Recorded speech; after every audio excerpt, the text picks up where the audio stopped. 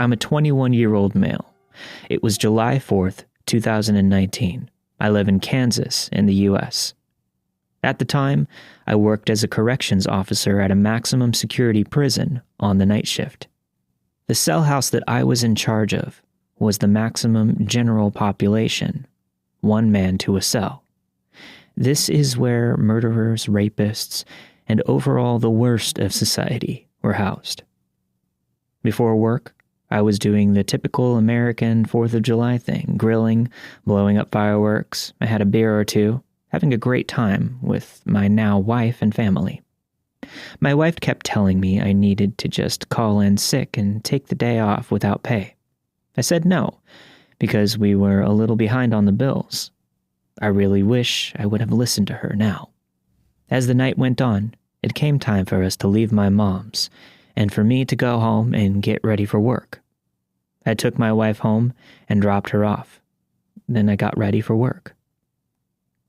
My wife's car was broken down, so she was stuck at home for the night. As I drove to work, which was about an hour away, I watched the fireworks going off all around. It was sad. I had never had to go into work on the 4th before.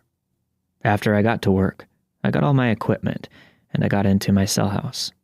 Business as usual. Inmates were showered and locked up. I got my night cleaning crew out so they could clean the rest of the cell house, and then I met up with my partner for the night in the officer station to get our briefing from the last shift. Fast forward about an hour into my shift. So it's now right around 12:30 a.m. Another officer came into the cell house, so now there's 3 of us. This happened often on my night shift, as there was nothing to do except the rounds every half hour or so. Out of nowhere, we hear an inmate laughing like a witch, like a cackle. That was strange, but nothing to be alarmed with. Drugs were a bad problem in that facility. Eventually, after a few more cackles, I decided to go see who was making the sound in case they were high. I walked through and checked all 200 inmates. Nothing. There were a small few that were even awake. So I brushed it off and just went back to my office. My partner and the other officer were asking if there was anyone that needed their cells searched. I couldn't think of anyone in particular I suspected of having anything, so I went and checked all the cells again to see if I could get a whiff of smoke or see anything. As I was walking on the 2nd-story cell run, I found an inmate that was acting weird. He was in his bed facing the wall, talking.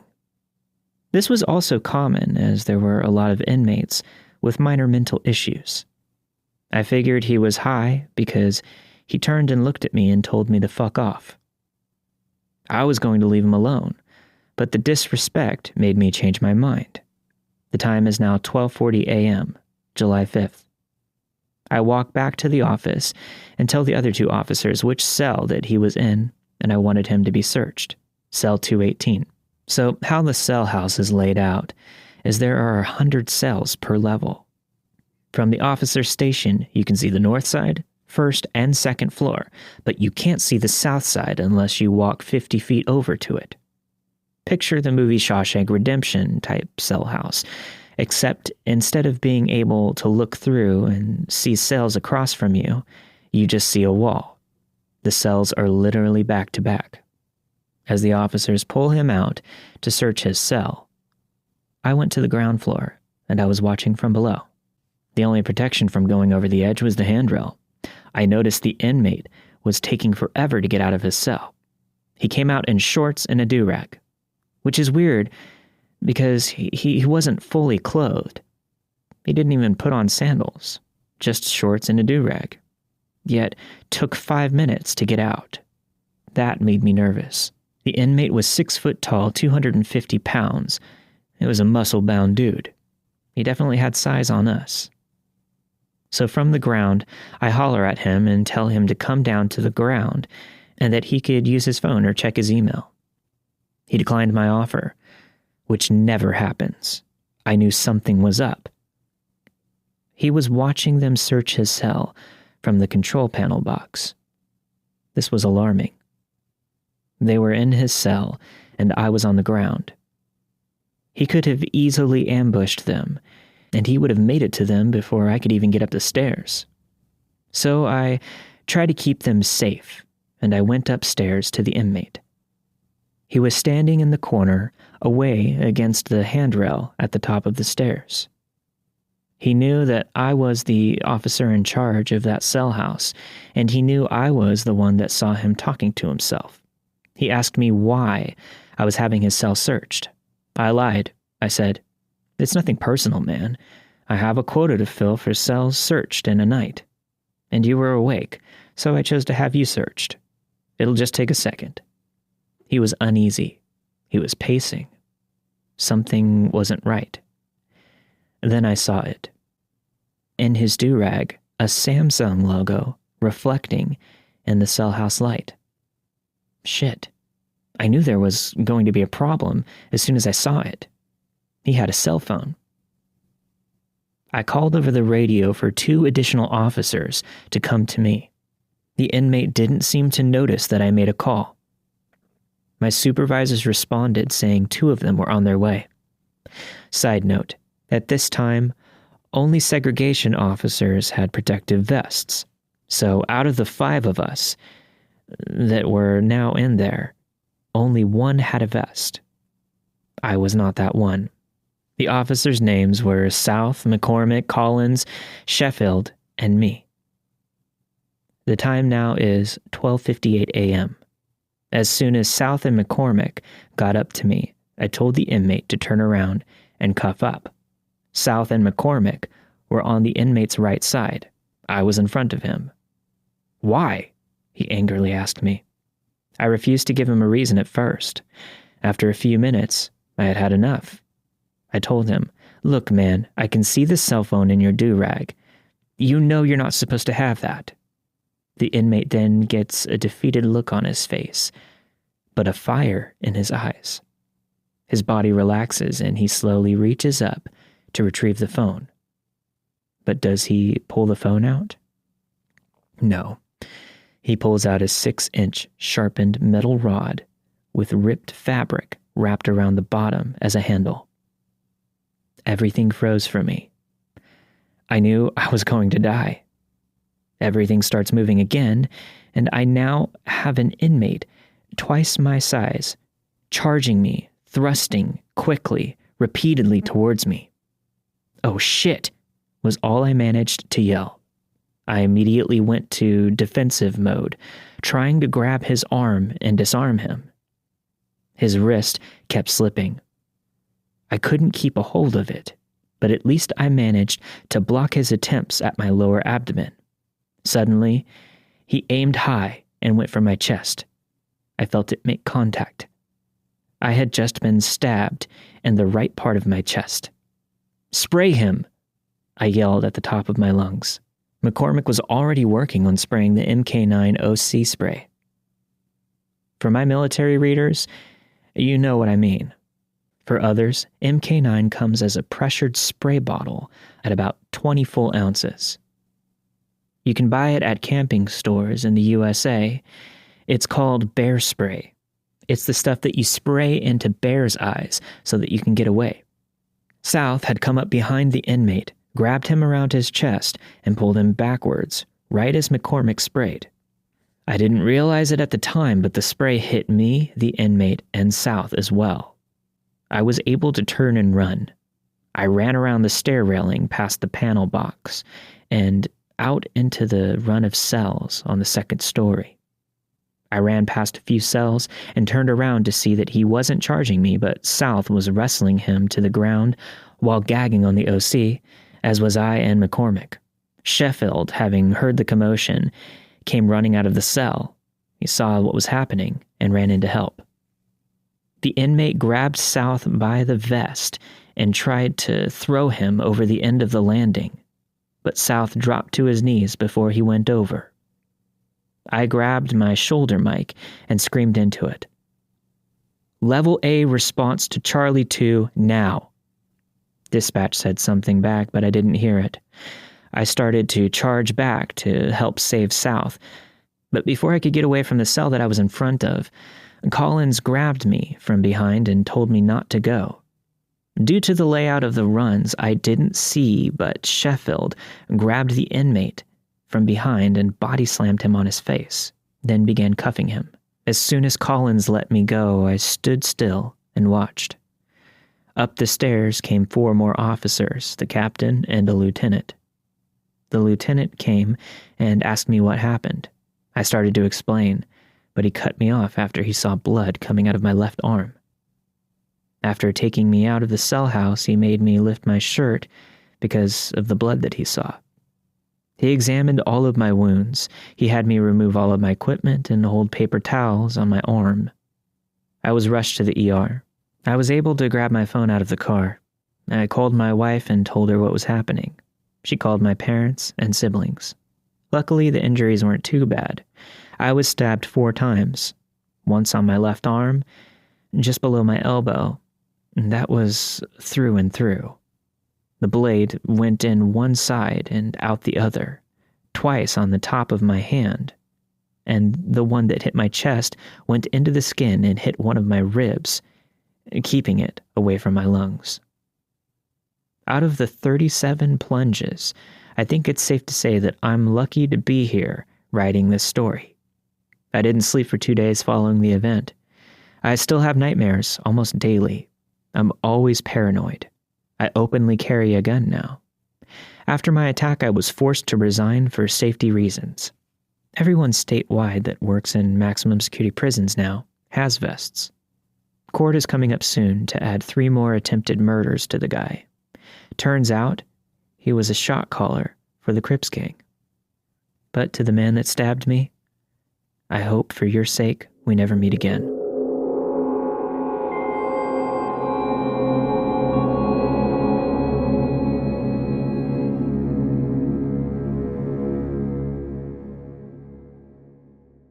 I've never really told this story, at least not completely, but it's something that I still think about from time to time, and it still haunts me. I used to work as a manager at a fast food place in a rather seedy part of a medium-sized city.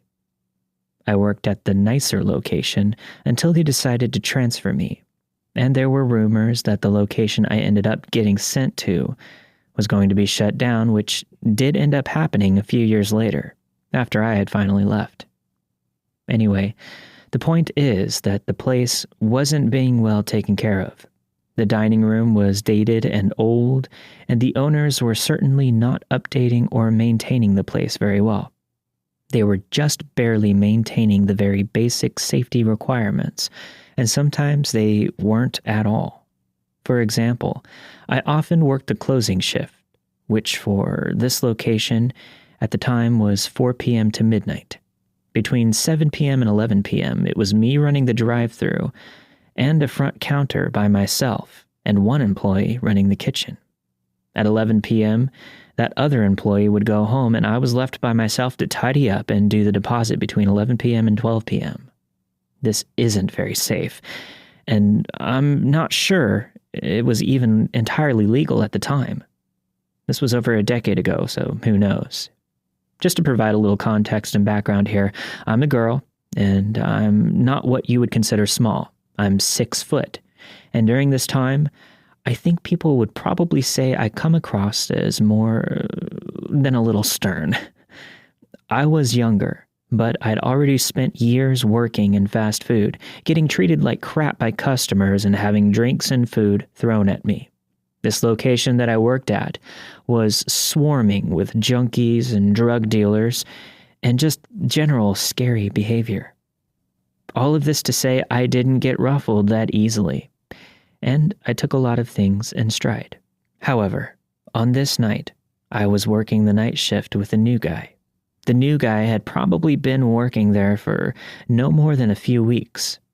I'd worked with him a few times before, but never a closing shift, and from the first time I'd met him, I'd always gotten a strange vibe from him. And again, I'm not someone who, at the time, got ruffled easily. Prior to this, I had worked with a night shift janitor at the other location who'd had an Adderall addiction and was rather unpredictable and had a scary rage problem. And some creepy incel kid who barely spoke more than 2 words at the time.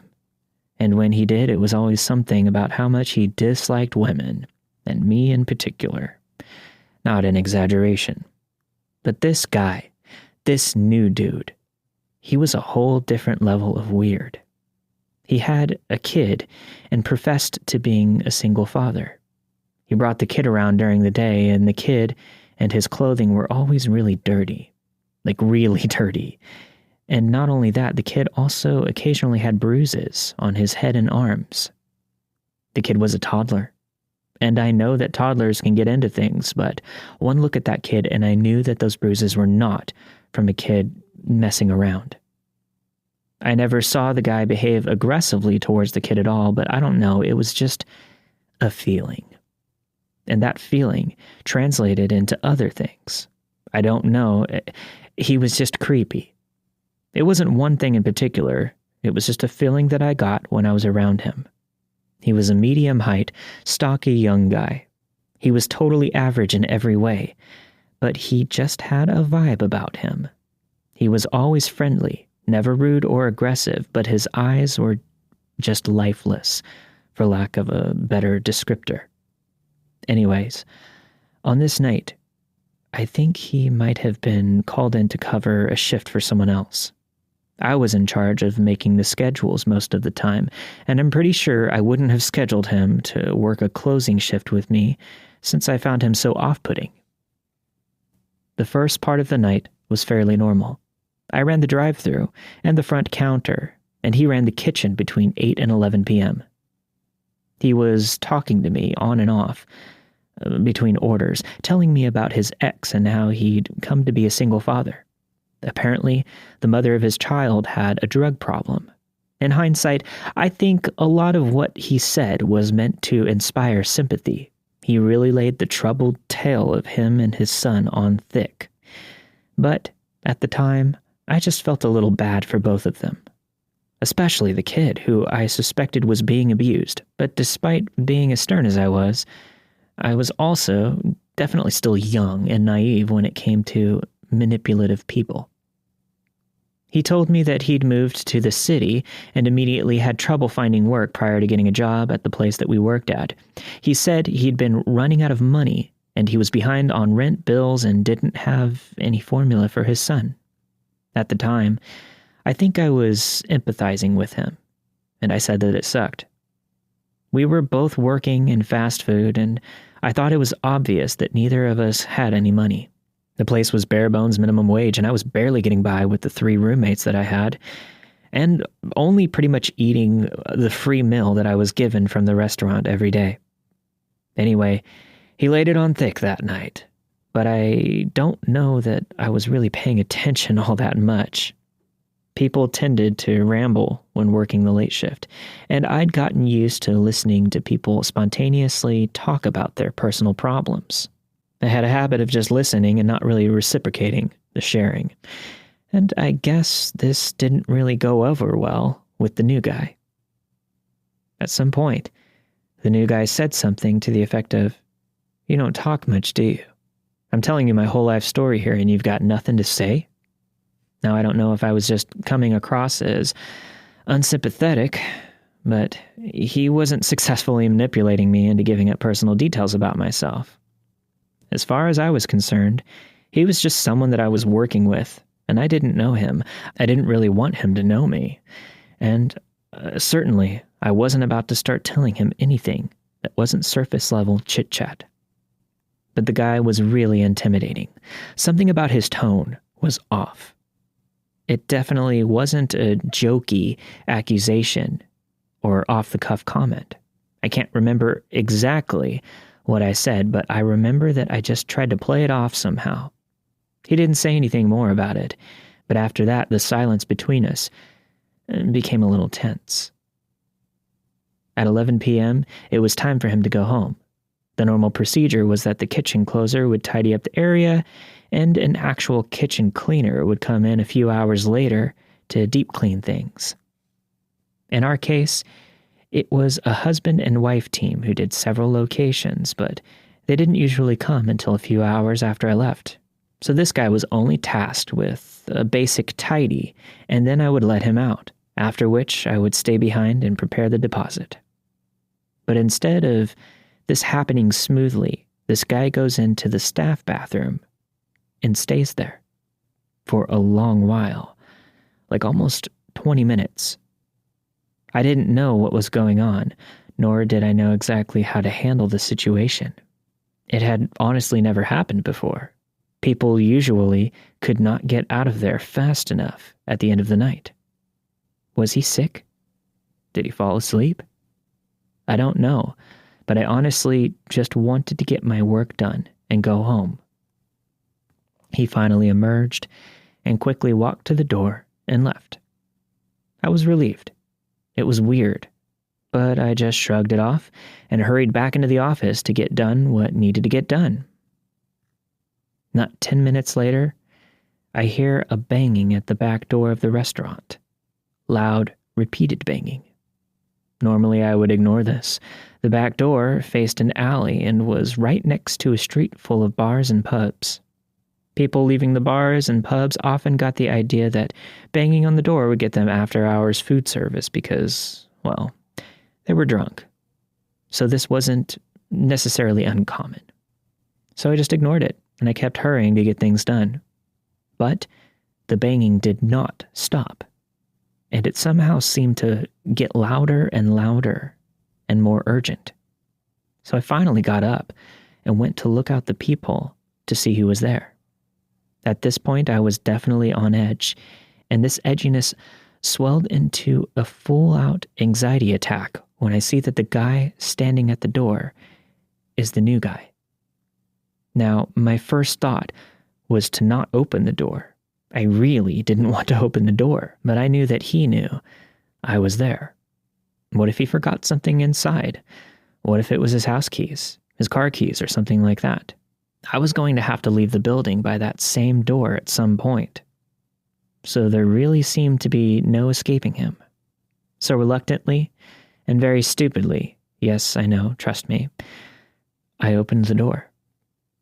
What I opened the door to was quite frankly terrifying. He said he left his jacket, or his keys maybe, I can't remember, inside, and I told him to tell me where, and I'd go get them. I didn't want him to come inside. If this had been any other person that I worked with regularly, this would be no big deal. I'd let them back in, let them get whatever they left behind, and they'd take off, but I instinctively knew I didn't want this guy back inside, in the dark, in this empty restaurant with me. But the new guy was not having it. He pushed past me, and he said that he'd get it himself. Then he proceeded to shut himself in the bathroom again. And at this point, I panicked. Instead of just staying there by the door, which in hindsight I should have, I rushed back into the office. Stupid girl, that's me, had left some cash that I was counting for the deposit out. Question: what dummy would answer the back door at night, and especially with a till out? This girl, I guess. This dumb girl. I managed to stuff the cash in the safe and lock it before he came to find me. The office was dark. It was summer, and the air conditioning was on full blast. But this guy was sweating. A lot. I was taller than him. And I'm not a small girl, but somehow I just knew that this guy was about to hurt me. He was keyed up. As I watched his eyes dart around the office, I grabbed my jacket hanging on the hook next to me. I hadn't finished the deposit, but I was getting out of there. I didn't care how much shit I was going to get into in the morning for my work not being done. I smiled and told him that I was just leaving and that he could walk me out. I was really just trying not to show my panic. Whatever he had planned, I wanted to give him an out to rethink it. So I smiled, grabbed my purse, and started to move towards the door. The new guy, who was standing in the doorway, did not budge. He started talking, though, about his son, about the money trouble that he had been having, And he capped the whole story off with a request for a quote-unquote loan. From the tone of his voice, it was clear this was not a loan. He was demanding money from me. He said he would pay me back as soon as he got paid and that I'd really be helping him out. I didn't know what to do. He had me trapped. I wasn't leaving the office or the building unless he allowed it. Or, at this point at least, I wasn't leaving without a fight. Something told me that despite my height difference, I wasn't going to win. So I gave him money from my wallet, $50, I think. When I gave it to him, he said, "Thanks, you're really helping me and my son out. I won't forget it." But when he said it, he had no expression, no smile, no speech effect at all. He didn't seem grateful or even relieved, just dead eyes, limp arms at his sides. It was terrifying. To this day, I don't remember how I got him to the door. All I remember was shutting the door behind him, making sure the door was securely locked, and rushing into the office and bursting into tears. I didn't finish my work, but I stayed there until I could force myself to leave out the same door. I was sure he was going to jump at me when I left. The thought never occurred to me to call the cops. I don't know why. I guess I just felt like nothing serious had actually happened yet. He'd asked me for some money, and I willingly gave it to him, despite the fact that I felt I had no choice and had been scared shitless. I saw him one more time after that, but neither of us ever mentioned that night or the money. I don't know why I didn't ask for it back. I think I was embarrassed or scared, or both. I don't know. I don't think I've ever told anyone this story, or at least, if I have, I definitely left out the part where I gave him money and never got it back. Pretty quickly after that, he stopped showing up to his shifts, and I never saw him again. I don't believe in throwing words like psychopath around. I think people overuse psychological terms like that, making them just synonymous with anyone who is just horribly behaved. And there are a lot of varying degrees of terribly behaved people in this world, unfortunately. But after taking a lot of abnormal psych classes, I can say that there was definitely something about this guy's effect that was just wrong, for lack of a better term. I'd smile, he'd smile, I'd frown, and he'd frown. It was almost like talking to someone pantomiming emotions. Maybe I'm just remembering it that way because it was such a terrifying experience, but the truth is, I've never been comfortable talking about this event, and to this day, when I think about it, I feel just as uncomfortable as I did the day that it happened. This was more than a decade ago. So to the new guy, let's never meet again.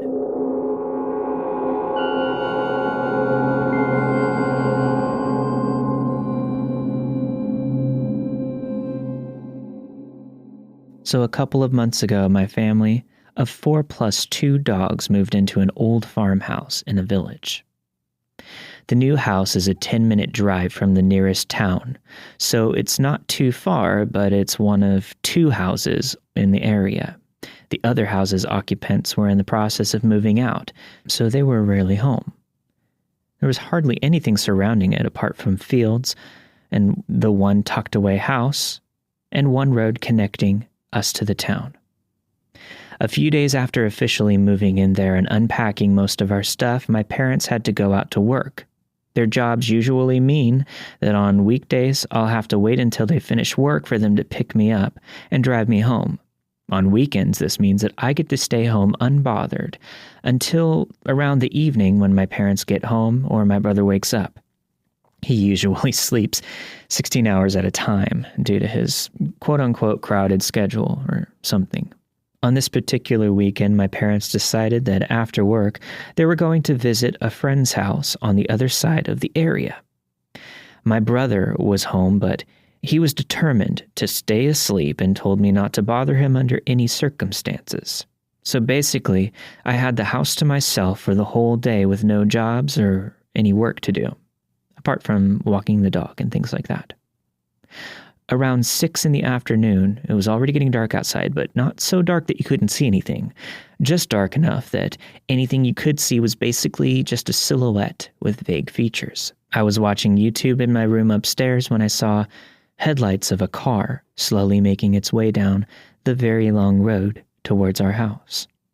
My first thought was that something was wrong, but then I realized that the car was probably for the other house next to ours, whose occupants were just moving out. Maybe they were coming to collect their stuff or something. Due to me not thinking much about the car, I just continued watching YouTube. Not even 2 minutes later, I hear my youngest dog sounding off downstairs. I instantly get the worst vibe that I've felt in a long time, so I decided the best course of action would be to go downstairs and investigate what was causing my dog to bark. Since no one had been downstairs all morning, all of the lights were turned off, and it was dark, apart from a few lamps in the living room. When I got downstairs, I looked to see where the dog was barking. It was out our window. My dog had stopped barking so much since I was there now, but just to make sure everything was fine, I looked out the window to see what was causing all of the distress. When I opened the curtains enough so that I could get a clear look out the window, I saw a car still running, sitting in front of my garden. It took a quick second, and the dark to also notice that the front gate to my garden was open. I then realized that a man I had never seen before was standing just beyond the open gate, surveying the house, looking through the upstairs windows, presumably for human activity. I stared in bewilderment at this person for what felt like a really long moment before he turned and looked into the window that I was staring out of. We locked eyes for about 3 seconds. He looked as shocked as I was. Not a moment later, he started running towards the car, and in my shock, I didn't know what to do but run upstairs and get my brother. By then, the dogs had made enough noise to wake him up, so I ran into his room and frantically yelled at him to come downstairs and look. By the time I managed to get him downstairs, the car had turned around and was pulling away. We saw the car speed off down the driveway, and we just stood in shock for a while before either of us spoke. We decided that I should call my parents and tell them to come home and then explain what happened. After about another hour, my parents were both home, and neither of them believed me, brushing it off as just someone that was lost. And they told me there was no need to call the police, so I felt really dumb for a while. However, fast forward about 3 days. I was in school talking to my friends, and I found out that the exact night this occurred, there was a string of serial robberies in the area. Mainly isolated farmhouses were hit. Since that day, I've started locking the front door even in the daytime, and I have a panic every time my dogs start barking or I see a car coming towards the house. This happened way back in 2010, but I remember it like it was yesterday. I was in the Army and stationed in North Carolina. I had recently gotten home from a deployment to Afghanistan, and my ex-husband and I had bought a house in a really cute little neighborhood. It was positioned in the back of a cul-de-sac facing the main road that went through the neighborhood. Shortly after moving in, my ex received orders to deploy to Kuwait. When he left, so did my best friend's husband, so she moved in with me. That way we both wouldn't be alone. A few months after, I went to Florida to do some training on our unit's new equipment. That's when it all started. My friend called me one day, and she was frantic. She said she went to the back door to let our dogs out, and there was a man just standing in the backyard, looking at her. They both were frozen for a moment, and then she said that he turned and jumped over the little fence and ran off. She said he was wearing a big black hoodie, which struck me as very weird because it was the middle of August. I tell her to call the police immediately and set the home security system to stay. That way, if any door is opened or the windows are messed with, the alarm will go off. She does this. Apparently, they can't help her because she's not the homeowner. The next day, she calls me again, frantic. She said that the bird bath from the backyard is now in the front yard, next to the driveway. That bird bath weighs at least 200 pounds. There's no way one person moved that. And also, when did they do this? My friend didn't work, and she was home all day.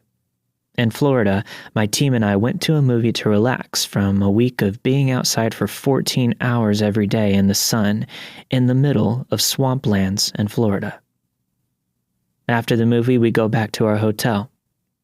I check my phone, that had been dead for like half a day, and I have 10 missed calls from my friend, and a missed call and voicemail from my home security system. I call the number to my voicemail and listen to the woman on the message saying that there was a break-in at my house and they've sent the police. Next I hear the voicemail from my friend. She said the same thing and that she was staying on base with her boyfriend and wasn't home. I literally cannot do a single thing because I am in Florida. But I must have listened to those messages pretty shortly after this happened because I called 911 and connected to the police department in my hometown in North Carolina, and the dispatcher said that the police were at my house right now. I get the number for the guy in charge at my house, and he says that they cannot go in until I get there. I explain the situation and give them permission to enter my home. He says that they can't, but they'll have the dogs search the perimeter after they figure out if the robbers are still inside. Once they figure out that there's no one inside my house, they have the dogs track a scent from my house to the empty house next to mine. The scent trail then goes down the street and disappears. They say that the robbers probably got into a vehicle and left.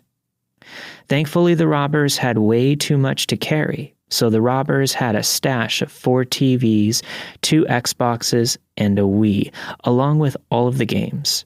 It was all found in an empty house next to mine, so we got all the stuff back. When I got home from Florida, I called the police to do some searching at my house. The state of my house was heartbreaking. Everything was destroyed. There was dirt all through the carpets from their shoes. They had broken in through the back bedroom window, so it was smashed out. That's what tripped the alarm. My bed, mattress, box spring, and blankets were all thrown all over my room. My kitchen looked like the kitchen in the movie Jumanji when the monkeys are through with it. The police did the searching and dusted everywhere for fingerprints. When they left, I had this mess all over the house, and now the black dust from the fingerprinting all over my walls. One other thing. There was also a single 9mm bullet left sitting on the counter. Even though I wasn't there when it happened, I was terrified. I felt violated, and they were never caught. A few months after the robbery, the little old lady that lived on the corner had come over to my house and told me and my friend that she saw the whole thing happen. It was the neighbors directly across the street in the cul-de-sac. Their house, although separated from mine by the main street, faced directly towards mine. They were likely watching me and my friend every day, and every night to get a sense of our habits. While I was gone in Florida, they took notice when my friend would leave every night to stay with her boyfriend. They took notice. All these years later, if I leave my house with my kids and my husband and no one is home, I still get paranoid that someone has gotten into my house while I was gone. So I grab my own 9mm pistol and search the closets and other places someone could hide. I don't even live in North Carolina anymore. But to the psychos in the house across the street from mine, let's not meet.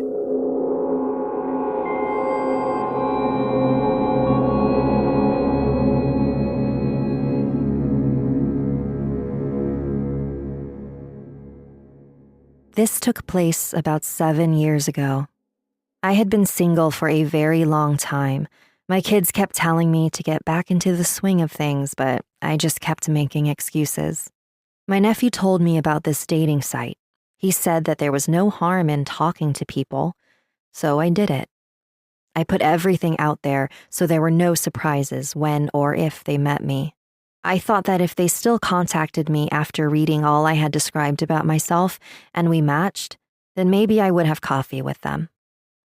Well, I matched with a few, and the conversation went well. I met with one gentleman who was way too regimental for my crazy life and kindly declined any more involvement with him. Another guy seemed too pushy and acted like I should be honored to be in his presence. But then there came, we'll call him Richard. Now, please keep in mind, I had very low self-esteem at the time. That being said, Richard seemed great. We carried on conversations for hours. He lived an hour and a half away, so all we could really do was talk to each other. We talked about our kids, dreams, goals. My daughter even friended one of his sons on Facebook. I was a secretary for some self-help meetings in my town, and he was going to school to be a counselor. Perfect, right? We talked for at least 4 months, but after a while, I noticed that he kept having small problems come up. Arguments with his mom, with whom he was living, no money for gas, his truck broke down, his oldest boy was mad at him, just little things, you know? Not anything that would set me off, but it was his poor me, to heck with it attitude. I tried to let that go and really be a positive influence in his life. His mother and boys loved me and told me that they had never seen him so happy. Time went on and we were still talking every day. I had an opportunity to come see him, and of course, my daughter went with me so she could meet his son in person as well. I took him and his son out to eat at the only little coffee shop in that town. He knew I was on a fixed income, but I paid anyway because he was going to school and didn't have an income as of yet. We had a good time. We met at his son's house on a hilltop town. We were having such a good time that we didn't notice that the snow was coming down hard and the roads were icing up. So my daughter and I stayed the night in one of the rooms. It seemed like the closer we got to his family, the more distant they became to him. It was odd. The next day, the roads were clear, so we said our goodbyes and went home. But before we left, I received one extra hug from his son's mother-in-law. She whispered in my ear, "Don't fall for him." I thought that maybe there was something she didn't like about me. That came out of left field. The next few days, we didn't talk. I thought that was odd. Did I do something wrong? Someone from the self-help meeting told me that there was a man looking for me. She said he looked disheveled and smelled like alcohol.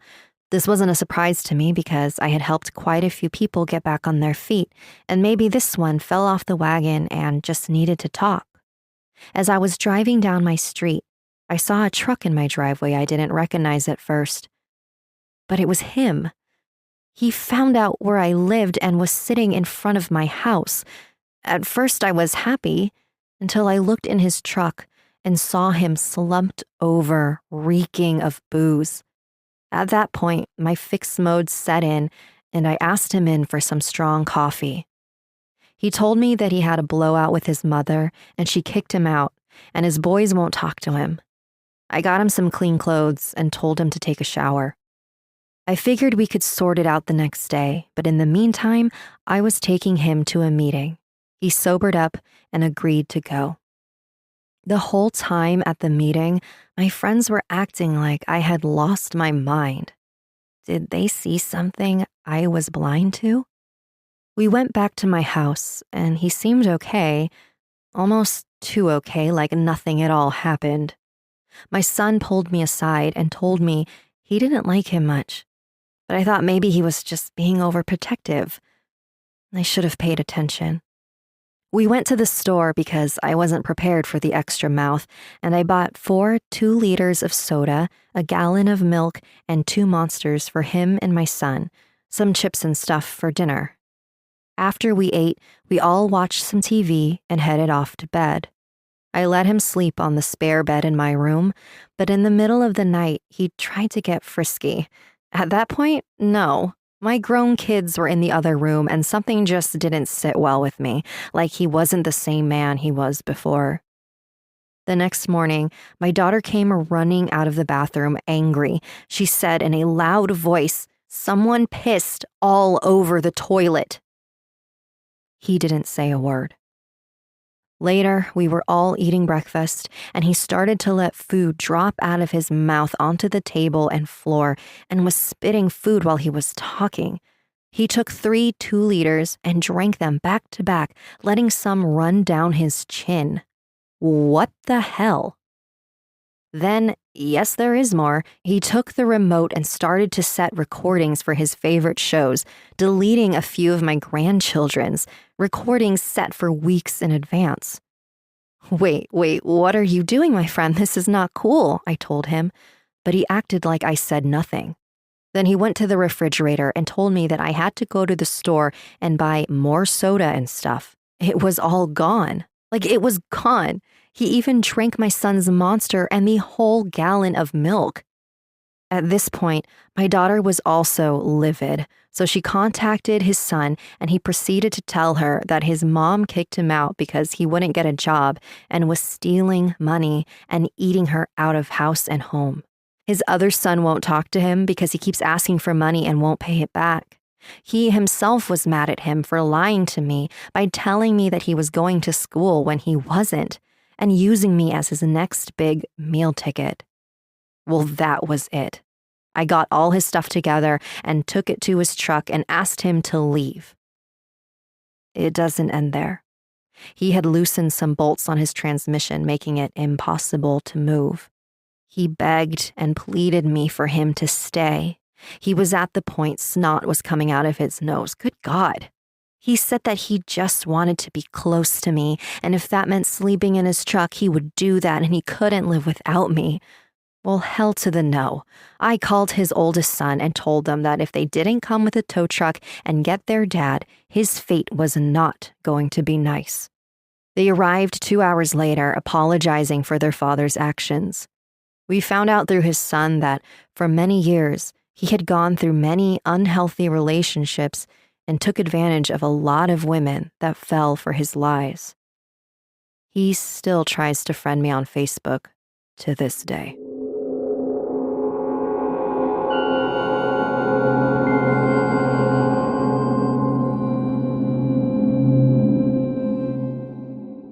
I came over from Serbia at age 13 with my mother. My older brother, who was 15 years older than me, had lived in America for a few years, and he sent for us. My mom wouldn't be staying, although at the time I wasn't aware of that. Anyway, we landed in New York City, and the plan was for my brother to come and get us. However, my niece decided to come early, and my brother's wife went into labor shortly before we landed.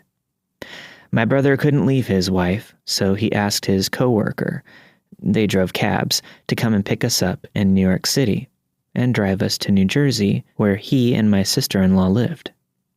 When we got to New York City, we waited in customs for what seemed like forever. We looked for my brother, but we didn't see him. This was the early 90s, so cell phones weren't as much of a commonplace as they are now. We panicked a bit, not seeing my brother or sister-in-law. Suddenly, we heard our names being called, and we saw a tall man. He introduced himself in perfect Serbian and explained that he was a good friend of my brother's, and then told us about the baby. He said he'd be driving us the 2 hours from the airport to my brother's home. My mom relaxed, and they happily began to converse about the baby and my brother and America. I, however, just felt off. This guy gave me bad vibes, and regardless of my brother's friendship with him, I felt distrustful of him. We drove for a good hour, maybe an hour and a half, when he announced he was going to take us for breakfast. We hadn't eaten in over 15 hours, so we were starving by then. We pulled up to a house, and my mom and I were confused. He insisted cheerfully that his wife was cooking us breakfast, and after we'd drive the rest of the way to the hospital to see my family. My mom shushed me when I whispered something about it not feeling right, and told me that we needed to be grateful for the hospitality. We were led up into the house. It was dark, dank, and dirty. Suddenly, I think my mom finally got a bit nervous and started insisting he take us to my brother. Then out of nowhere, the man grabbed my mother by the wrist. He told her that he needed a wife to take care of him and his house, and when he heard my brother tell the others at work that she'd be coming to stay, he knew he'd found a wife. At the time, I was a scrawny little scamp of a kid, and I tried pushing him off of my mom, but he hit me so hard that I saw stars. At this point, we're terrified. Neither of us spoke English. We only knew my brother's home phone number, and he was at the hospital. Also, in Serbia, you don't call 911. So even if I could, I didn't know how to call the police. Anyway, he tells my mom she's to clean and cook for him, and he takes me to the basement, where I was locked in what I now know is called the laundry room. I banged and cried and yelled, but it was so far down in the basement everything was muffled. For a week, we were kept in his home. He locked us up in the basement after my mom cooked him breakfast, and he'd let us out when he'd come home at 4. If we had to use the restroom, there was a bathroom, but that was it. Just a bathroom and laundry room. It was freezing cold down there, and even us huddling together under a small blanket did nothing. One morning, I discovered a small window by climbing on some boxes. I managed to open it, and my mother insisted I squeeze through it. I didn't want to leave her, and besides, how would I get help? I couldn't read nor speak the language. However, I didn't want to live this way the rest of my life, so I did as she asked. I ran once I got out, and I'm sure I was a sight. A scrawny boy with no shoes, only wearing shorts and a t-shirt in the middle of November. However, that's what saved us, as several concerned neighbors tried to get me to come to them, and I wouldn't because I was terrified.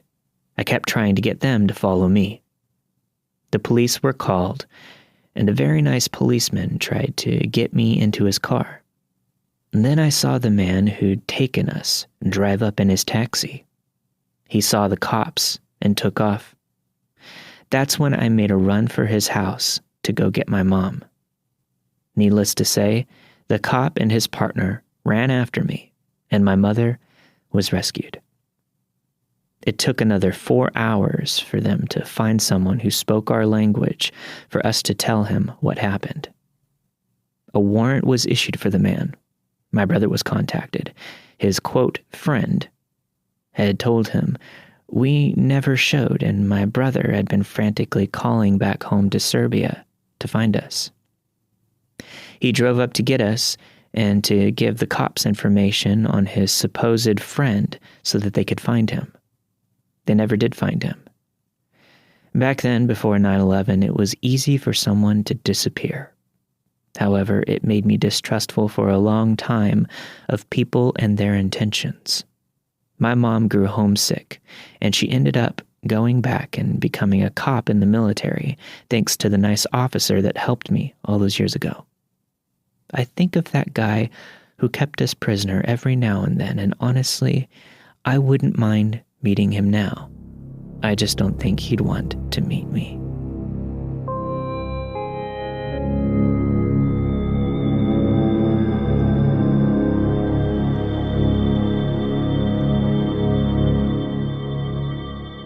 This story takes place when I was 17 in a small border town that I grew up in. I lived in a house on a steep hill, and I took the bus every morning and after school to come home. Classes started very early, and no other students lived on my small street. It must have been during the winter because it was very cold every morning, which isn't a usual thing where I lived. I remember being afraid every morning because it was very dark outside and I only had the light of the moon to guide me. And back then, cell phones didn't have flashlights that you can use to guide your way in the dark. There were only 3 other houses on my small street, and they were all on a big hill with paved driveways going down and meeting a gravelly road. The houses were arranged around a gravel cul-de-sac, which many people used to turn around if they went down the wrong road. I live in a desert area, so there were leafless mesquite trees and cactus around to where it was very reminiscent of a forest or dense flora area. It was so quiet that all you can hear were the bats fluttering around the one streetlight that decided to work on the off day. But usually it was just pitch black. Along with the yapping of coyotes and crickets chirping, other than that, all I could hear was the crunching of the gravel beneath my feet. The first time I saw the man in a van, I wasn't that surprised. A lot of the time, we would get these white vans passing through because they delivered the papers to the surrounding houses. I then started to realize that this van would stop right next to me when I was standing alone, waiting for the bus to arrive. There was a stop sign there, but there was no reason for the person in the van to be stopped there for 10 minutes until the bus picked me up. He must have started to get brave after that, because he would roll his window down and ask me if I was cold. I'd say yes, and ignore his presence and pretend like nothing happened. I just figured he was trying to be nice to me. He was an older Hispanic man in his 70s. Again, the next day, he pulls up, even closer to me. "Are you cold? You look beautiful today, but you look so cold." This time I just ignored him and waited for the bus to pull up, and I got in. I would watch his van pull away after my bus left. He kept doing this for 2 weeks, until one day, he looked at me through his window and said, "I could use a pretty girl like you. It's cold outside. You must be so cold. Come inside my van and I'll keep you warm until your bus gets here." I looked at him in horror, and luckily the bus pulled up a few seconds later, and I decided I needed to tell someone about him. My dad is in law enforcement, and I told my dad what had been happening. He asked me what he looked like and when the van would pull up. He said I should have told him sooner, but he's glad I told him when I did. He called the police, and I told the police what had been happening. They said they had similar reports in the area and that they would catch him. The next day, the police hid behind me, where the cul-de-sac is, and I stood in my usual spot where I stood for the bus. I remember that day, the streetlight was finally working, and I could see the man's face in the van. He didn't realize the officer was there until he made a full turn around the cul-de-sac and started towards me. The police turned their lights on and pulled him over. I could hear him yelling as the bus pulled in, and I left for school. I could see the police lights glaring on the bus windows. The next day, my dad sat me down and told me he had to talk to me. Apparently, the man had many suspicious things in the van. He had duct tape, plastic bags, zip ties, condoms, lube, black trash bags, a machete, and some other strange things. He claimed to be a newspaper man, and he would distribute the newspapers to my neighbors, yet the police never found one newspaper in his van when they had searched it. My dad ran a background check on him, and he had a seedy past. I'm not sure whatever happened to the man legally, but he never showed his face on the street again. But whenever I stood there at the end of the street, all I could think about is, if he had gotten the courage to step out of his van, that I would have had no way to defend myself, and no one would have heard from me again. To the man in the white van, I hope no pretty, cold teenage girl ever meets you again.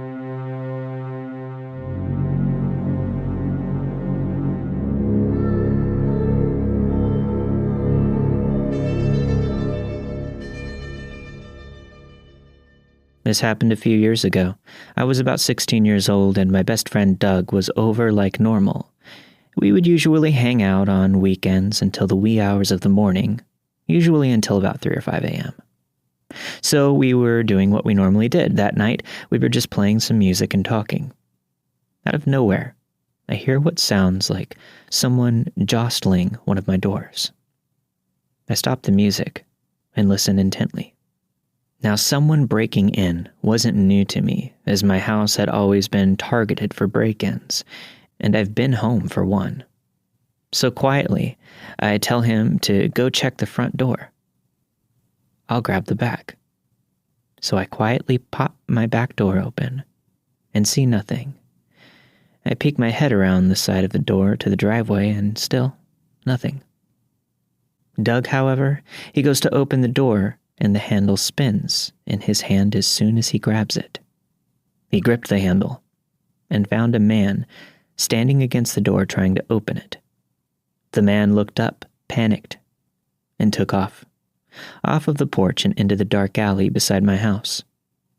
He came back and let me know what the man looked like and recognized the description. It was a man that I had seen recently for the last week, sitting in the alley beside my house with a backpack feeding and petting the neighborhood strays. I thought nothing of it until I realized I had lived here for a few months and I'm just now seeing this man. And I knew all of my neighbors. It also validated all the times that I felt like I had been being watched while outside in my neighborhood late at night. Or coming home from my friend's house. I don't know how long this man had been watching me or my house. I only happened to notice him the week before this all happened. I'd seen him every day about 8 p.m. sitting outside, and he would be there for hours staring at my house, and I would occasionally catch him looking at me. Doug stayed for a few more hours. This had happened about 1:30 in the morning. He left around 3:30 or 4. When he left, he thought he had seen the man in the alley beside the house again.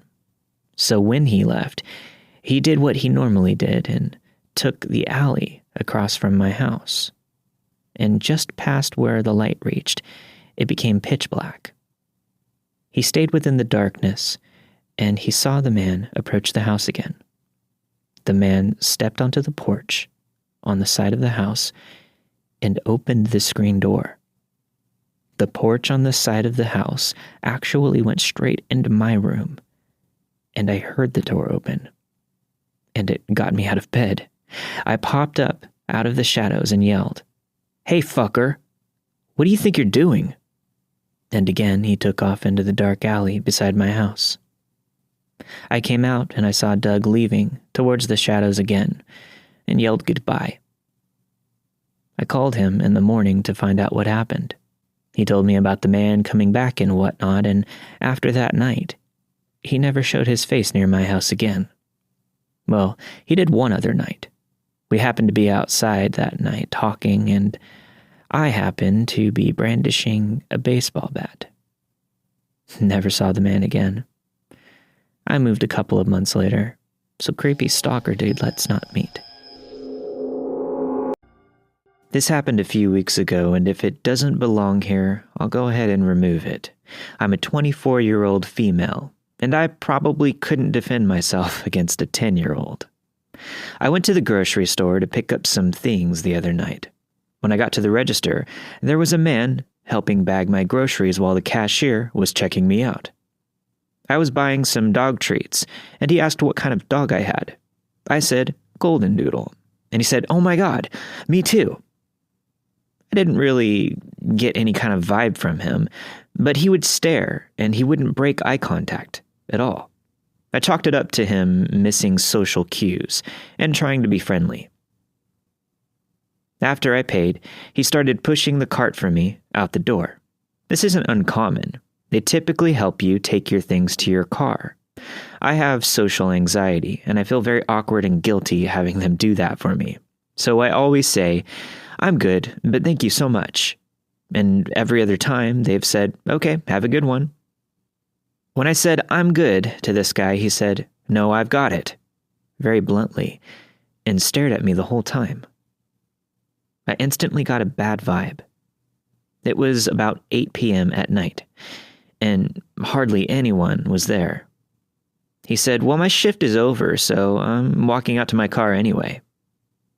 It was weird because he didn't clock out. But maybe he had before he did his last checkout, I don't know. He was very talkative in the store, asking tons of questions about my dog and telling me about his, but when we got outside, he barely said anything. I started asking questions about his dog because I felt anxious with the silence. But I actually regret that. He took it as an interest. He immediately said, "Well, if you give me your number, you can meet him." And I just stared at him again. I said, "Oh, I'm sorry, I don't give my number to strangers." I didn't want to say no because I have a boyfriend, because he seems like he might get angry over that. I don't know, I just get that feeling in the moment. We had loaded all of the groceries into my trunk, and I was thanking God that I could get out of there. But no, the cart was between me and him, and he was positioned on the driver's side. So in order to get to my door, I would have to go past him. I said, "Well, I gotta get home. My dog is waiting for his treats." He just stared. I realized I was going to have to go past him if I wanted to leave. So I looked around to see if anyone was in the parking lot in case something happened. No one. I started to get extremely nervous. He could push the cart into me or just grab me himself. I have had a traumatic experience before, and my problem is that I don't have a fight or flight response. I just freeze. Just like that, he walked away, pushing the cart to where they are returned in the parking lot. I took the chance to get in the car and lock the doors immediately. I wish I left then, but I needed a moment to breathe. I saw in my side mirror him getting into his car. I quickly put the car in drive and drove out. The exit is a stoplight, and just my luck, it's red, and I'm turning left. I see his car right behind mine, not 30 seconds later. I panicked, but then thought, he said he's going home. It's nothing. I only live 2 minutes from the grocery store. I made the turn, and he was hanging back. I didn't put my blinker on for the next turn. He made it too. The next turn was a stoplight, and then a turn from my road. As I get to the light, it's red again. I thought maybe I should drive to the police station just in case, but as soon as that thought came, the light turned green. My boyfriend and I moved here 2 months ago, so I couldn't think in my head how to get to the station, and I'm terrible at using my phone while driving. I'm not even 30 seconds from the last turn onto my street. Our street is a dead end with only 4 houses on it. It's very long, and we are at the end. No one goes down it unless they live there or they're lost. I turn, and he makes the turn too. Fuck. I literally just directed him to my house. Thankfully, I have Bluetooth, so I called my boyfriend. I said, "A guy from the grocery store is following me. Turn on all of the lights, open the gate, and let Nike out." Nike is his German Shepherd, and he was trained to be a German police dog, and then he got extra bite training. He can hold someone up for 6 hours, so knowing he was outside, I wasn't nervous. I was nervous, however, that my boyfriend wouldn't have gotten the gate open in time, and I would have to either sit there in my car or get out and put the code in. As I pulled up, I saw that the gate was open. Thank God. My boyfriend was on the front porch with Nike on a leash. I'm not trying to have someone killed unless it's necessary. He also has his gun in the air. I fly through and down the driveway. This fucker follows. Does he not see the gun and the guard dog? Well, he did at that moment because my boyfriend let Nike go and he charged at the guy's car. Jumped up at the driver's window, frothing at the mouth, showing all teeth and the hair on the back of his neck standing up. He looked terrifying to me, and he was protecting me. I gave Nike his command to come back, hoping that this guy got the hint that if he gets out of the car, he will die. He did. He reversed the car so goddamn fast out of that driveway, he nearly hit the gate. I collapsed on the front porch and hugged my boyfriend. Nike got a steak for dinner. I reported the man to the grocery store because I remembered his name on his name tag purposefully. They later contacted me and said that he had been served termination papers. As a result of everyone's response to this story, I contacted the local police station today. They have contacted the grocery store to get their report of the incident. They said they could try and charge him for trespassing, but probably not since he never left the vehicle. They said they will keep me updated. They seemed to take me seriously and were very nice about the situation.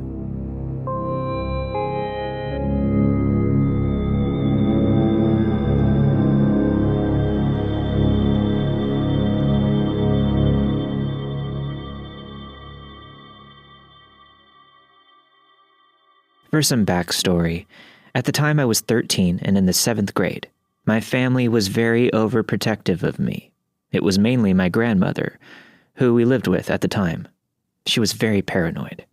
She always told me to be careful with every older man that I was with, even if it were a family member. She's always had an opinion of me and my stepdad's relationship. We were very close. We would be rough with each other. We would push each other into walls, flick each other's ears, stuff like that. Of course, it was all a game, but my grandmother hated it.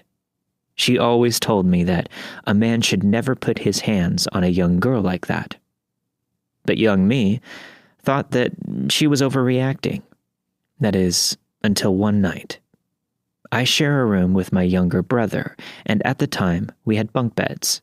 The beds were horizontal from the door that was in the corner of the room. One night, I was sleeping when all of a sudden, I was awoken by the sound of the floorboards creaking. The house was very old, and you could hear every step someone would make. I brushed it off as the dogs walking around the house.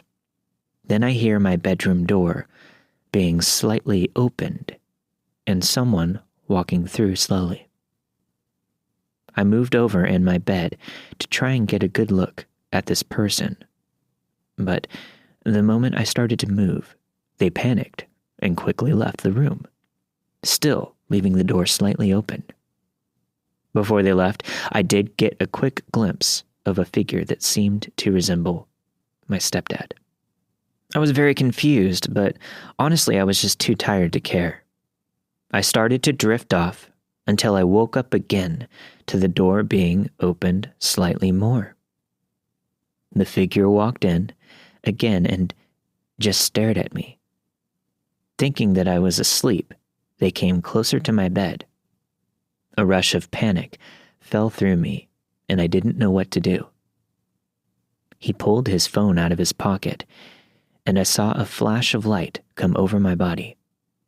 He was taking pictures of me sleeping. He then walked out and left the door open again. This happened a few more times that night, and every time he left the door slightly open just a little more than before. I pretended to be asleep the entire time. After a while of this cycle, I heard the back door open and close, and that's when I sat straight up in my bed and tried reasoning to myself that this was all just a dream. I scratched, poked, and pinched my skin until I realized that it was all real. I still had so many questions. Was it really my stepdad? Why was he taking pictures of me? Had he done this before? These questions still remained in my head as I heard the back door open. My door was already opened enough that he didn't have to make a sound coming in this time. He poked his head in and stared at me. I stared back, wondering if he somehow knew that I was awake. I think that out of all of this, that was the scariest part. That way he just poked his head through and just stared. No expression, nothing. When I looked into his eyes, I soon realized that this was, in fact, my stepdad. He walked into my room, holding something in his jacket pocket. I stayed quiet the entire time, watching him move to the center of the room. He pulled out something sharp from his pocket, and to this day, I still remember the fear that washed over me like a tidal wave. He then pulled his phone out of his other pocket and turned it on to the home screen. I quickly saw that the time was 12:43. He made a move to come closer, and that's when I fully panicked. I shot right up and half yelled, "What the fuck are you doing?" He seemed taken aback and put whatever was in his hands back in his pocket. "You were talking in your sleep, so I came to see what was going on," he said, nervously. "What was I saying then?" I asked, fully knowing that he was lying. "I don't know, it was all gibberish," he said. It was obviously bullshit, but I wanted him to get the hell out of my room, quickly. I muttered, "Oh, okay." Then he quickly rushed out of my room. I heard his bedroom door, where my mom was sleeping, open and close. I got up and made sure to lock my door that night, and every night after that. The next morning, I didn't say anything, and neither did he. Our relationship has never really been the same after that.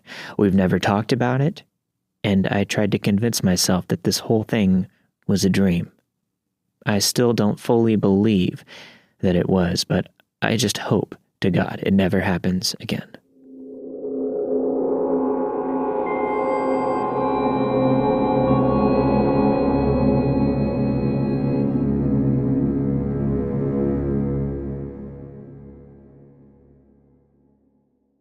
This situation took place back in my high school days. At this time, I did not have great self-esteem and listened to my friends way too much. They introduced me to a dating app. Note that this took place when I was 20. So I got into the dating app and started talking to a guy named Eric. We started talking, and after a few months, I figured that it was time to meet and hang out. My best friend at the time had a trailer out in the country where we would always go smoking and drinking. Eric lived in a town that was about 20 to 30 minutes away from me. I offered to come get him and to go hang out at my friend's house. When I arrived, he got into the car. He looked just like his picture on the app, so I figured he would have been just as nice in person as he was on the phone. Boy, was I wrong. I was not 21 at the time, so I asked him to buy my friend and I a little bottle of liquor for the night. He agreed and brought it with him. Once in the car, he asked if I could stop by the store right up the road from his house. We stopped, and he said something that was odd to me. He said that I was not to leave him while he was in the store. This made me question even picking him up. Has someone done that to him in the past? He gets back into the car, and we head out into the country to my friend's house. The whole time, he's trying to hold my hand while I'm driving. I got into a very bad car accident back in high school, so I'm a very cautious driver. He seemed kind of mad at me, but I brushed it off since it was interfering with my driving. Once we got to my friend's house, we walk in, and I introduce him to my friend and her then boyfriend. We started to talk while I rolled a joint. Among the talking, Eric noticed a bowl of Cocoa Puffs sitting on the table with chocolate milk. When I turned around to him, he picked up the bowl and screamed, "Yo, is this chocolate Cocoa Puffs? I love this shit." I looked at him with a freaked out face, and he started to drink from the bowl. Like, how could you drink out of someone else's bowl of cereal? It's disgusting. After we smoked a joint, my friend pulls me into her back bedroom, and we start to discuss what we just witnessed. She started to tell me that she didn't feel very comfortable with him being at her house, and at the time, I definitely agreed. Out of nowhere, Eric is at the door waving for me to come to him. I did, and he started to tell me that he missed me and that he loved me. And this was out of the blue. I told him to go back into the living room with my friend's boyfriend so we could finish our conversation. After thinking for a few minutes, we came up with a plan that my mom would call me and ask me to come home as soon as possible. I told this to Eric, and once I said I needed him to take me home, he started to rant about how I was lying and that I never loved him, with tears filling up his eyes. Not once have I ever told him that I loved him. We were only talking for a few months. That's just way too fast for me. Within a few seconds, Eric was out the front door in the front yard, yelling that I was lying to him. I honestly didn't know what to say to him. I told this to Eric, and once I said that I needed to take him home, he started to rant about how I was lying and that I never loved him, with tears filling up his eyes. After what felt like 20 minutes trying to coach him to get into my car, he finally did, and my friend and I head out to take him back home. While driving, he continued to cry and scream that I didn't love him, and I was just playing him. Now, this is the comment that really scared me. He started telling us that he was glad he brought his gun with him, and that it was in his pants, ready to be used at any given time. I never noticed him having a gun, but at this point, I didn't want to find out. My friend tapped me on the hand and said, "Let's stop at this store really quick. I really need a drink." My friend and I got out of the car and went into the store. We stood behind the shelves so he couldn't see us due to the store having all windows in the front. Once he started talking about a gun, we knew we shouldn't go any further with him in the car. So we tell the store cashier what was wrong, and she had no problem calling the police for us while we looked around the store. My friend and I stayed in the grocery store while the police talked to him. He was screaming and yelling at the cops that he loved me and he was never going to hurt me. I told the police that I wasn't trying to make any problems. I simply wanted to take him back home. The police officers began to do a search of my car from top to bottom for his gun because it wasn't on him. Of course, they find my brand new bowl that I may have smoked out of once. They gave me a warning for my paraphernalia and took Eric with them. From what I heard, they didn't arrest him, but I'm hoping they took him back home. It may have been an hour after I got back to my friend's house, but Eric was already on the phone, leaving me multiple voicemails threatening me. I never spoke with him again after that night, but I'm so thankful that the cops took him away. So to the guy who just loves chocolate Cocoa Puffs, I don't want to meet ever again.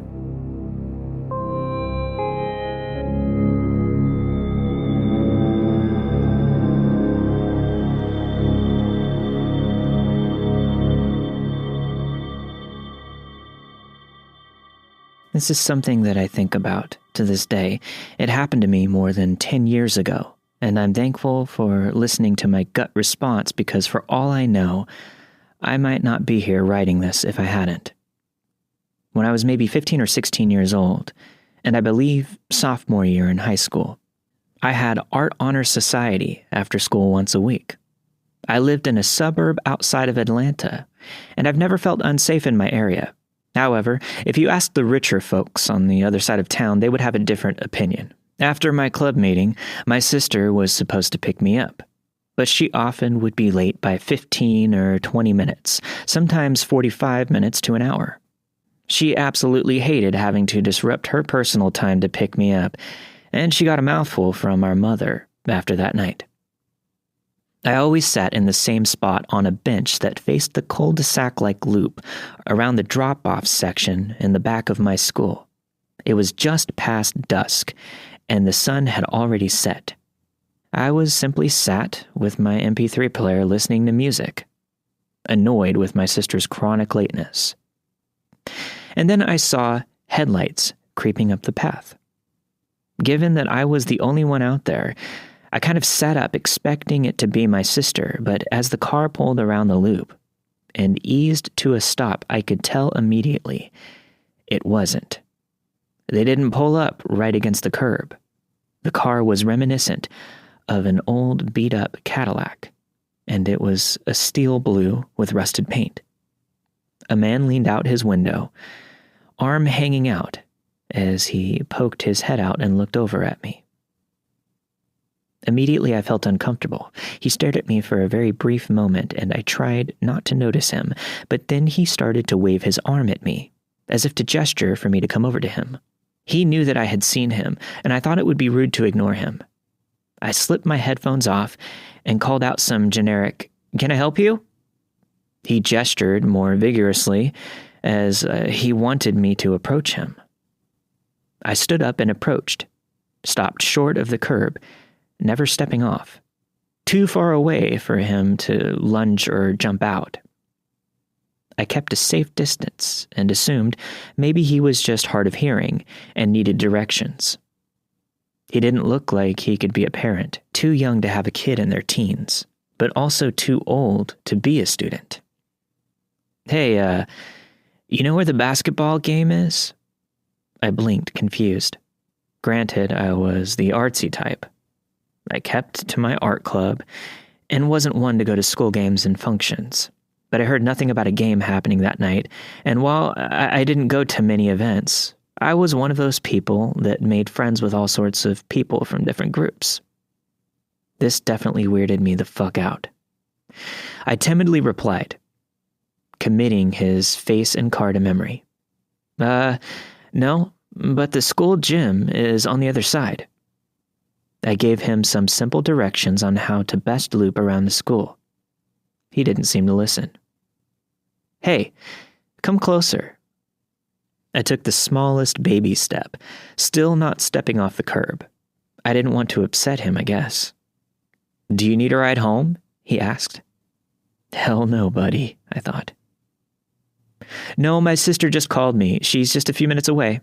"You sure? I can give you a ride," he pressed.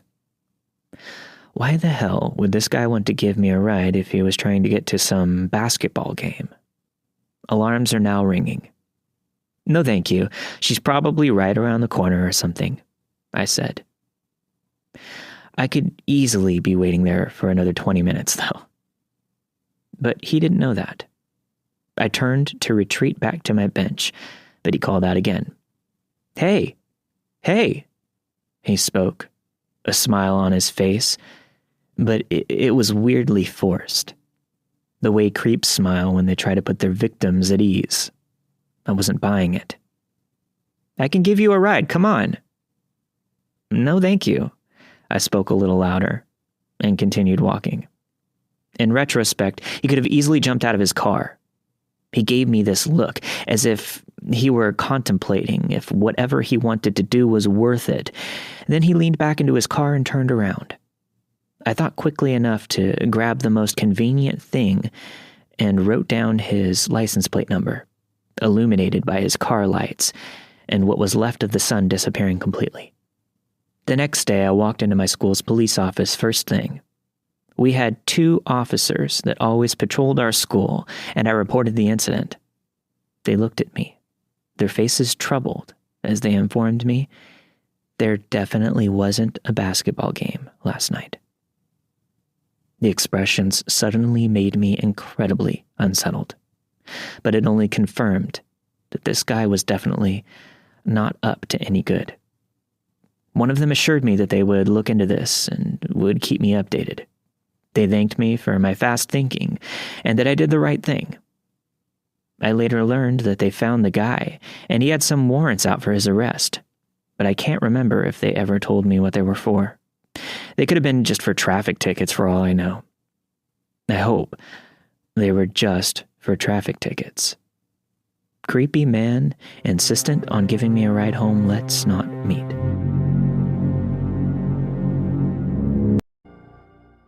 When I was much younger and far less concerned with consequences, I was introduced to a guy through a mutual friend that was well connected.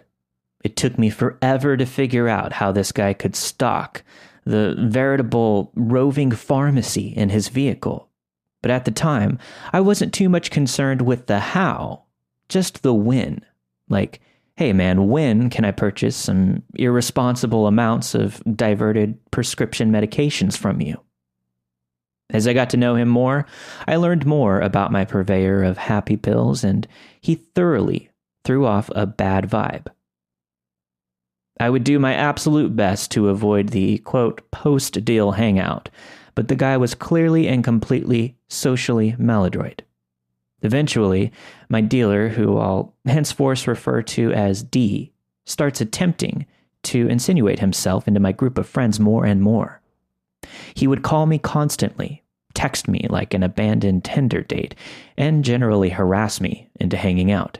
We would casually be drinking beer in the backyard of my house, and he'd happen to be in the neighborhood, just like he'd accidentally take a load off and decide to stick around.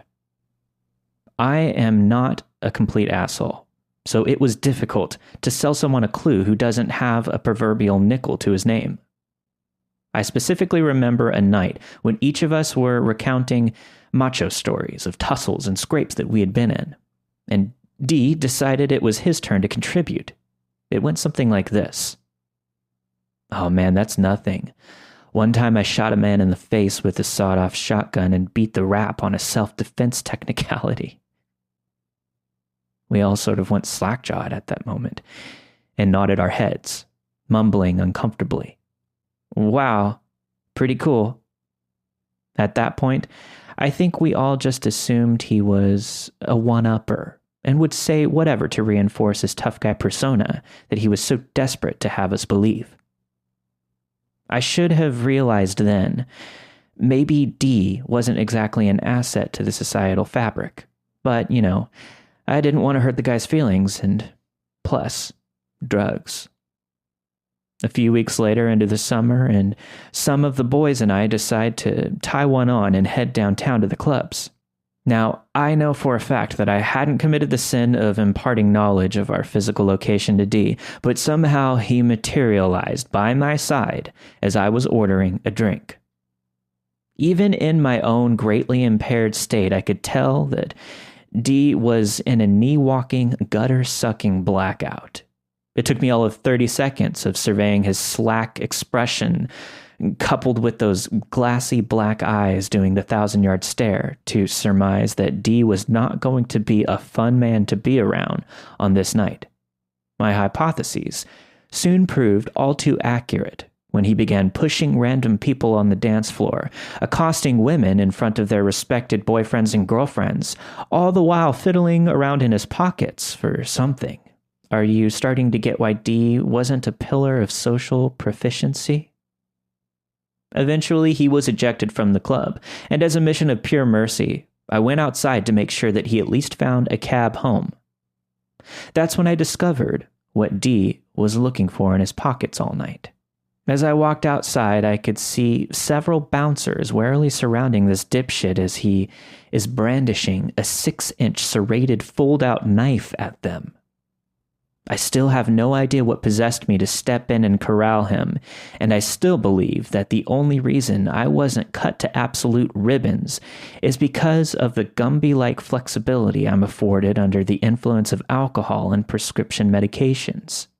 I was finally able to convince him into a taxi and sent him packing. At that point, I made a firm decision to stop doing drugs and by proxy, stop seeing D. Ever. I blocked his number and refused to go out. It's lucky that I did because some months later, he found himself once again in a scuffle at that very same establishment, only this time I wasn't there to rescue him. He stabbed a man 7 or 8 times and hot-footed it into an alley in some pitiful attempt at an escape. The police didn't have to do much sleuthing, as there were plenty of bystanders willing to point out his location. D is now in a level 4 prison and isn't eligible for parole for another decade or so. And I say, good, D. Let's not fucking meet again.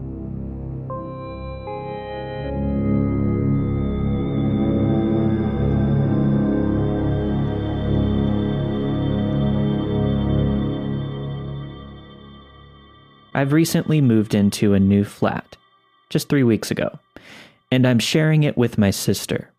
The only person we know properly is a single mom who lives in the apartment next door to us.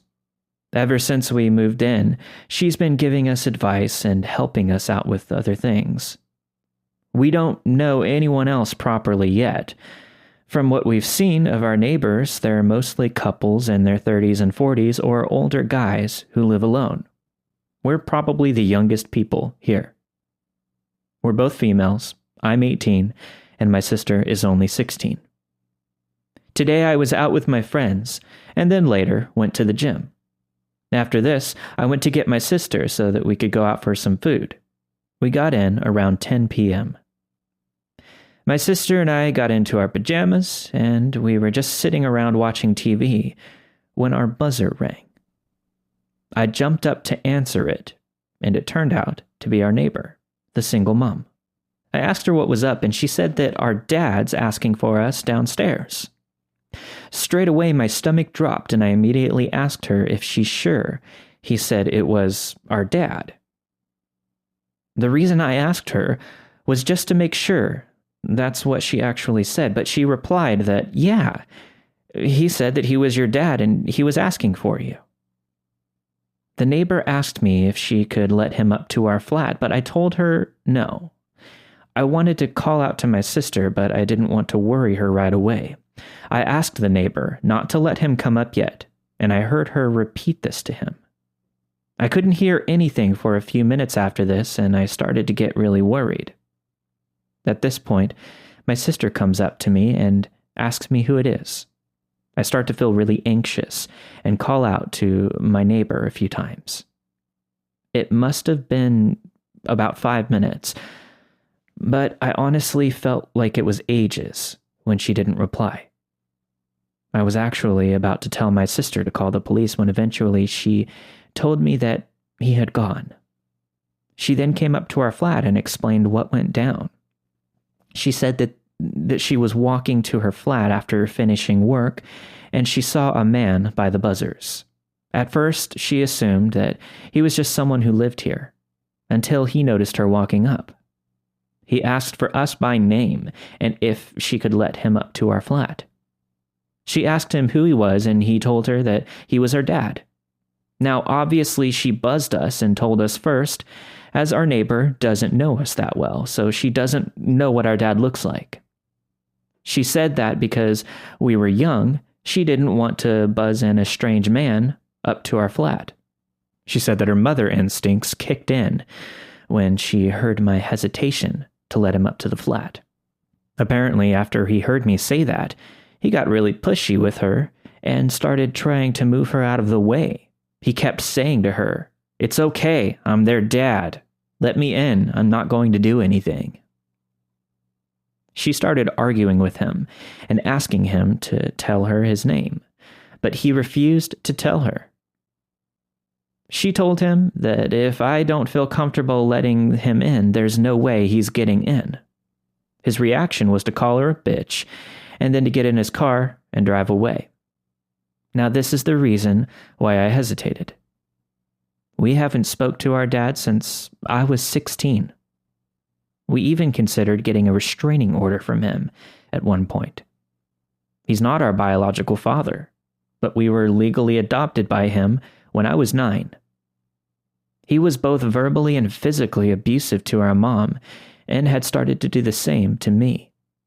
It got to the point where we had to leave him in the middle of the night. After this, he became very controlling, and he would secretly follow us and record me and my sister. He has a criminal record as well, and I believe he was convicted of manslaughter in the 80s. I have no idea of the backstory behind that, and I honestly don't really want to know. Like I said, we haven't found him since, so as soon as she said the word dad, I almost had a panic attack.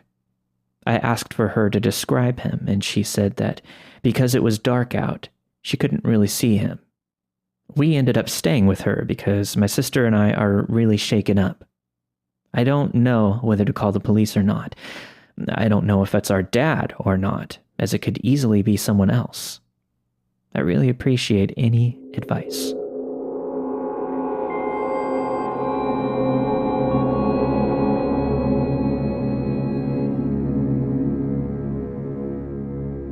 So I'm a 20-year-old female, and I lived in a shady-as-hell apartment complex in an otherwise rich suburban area for 3 years.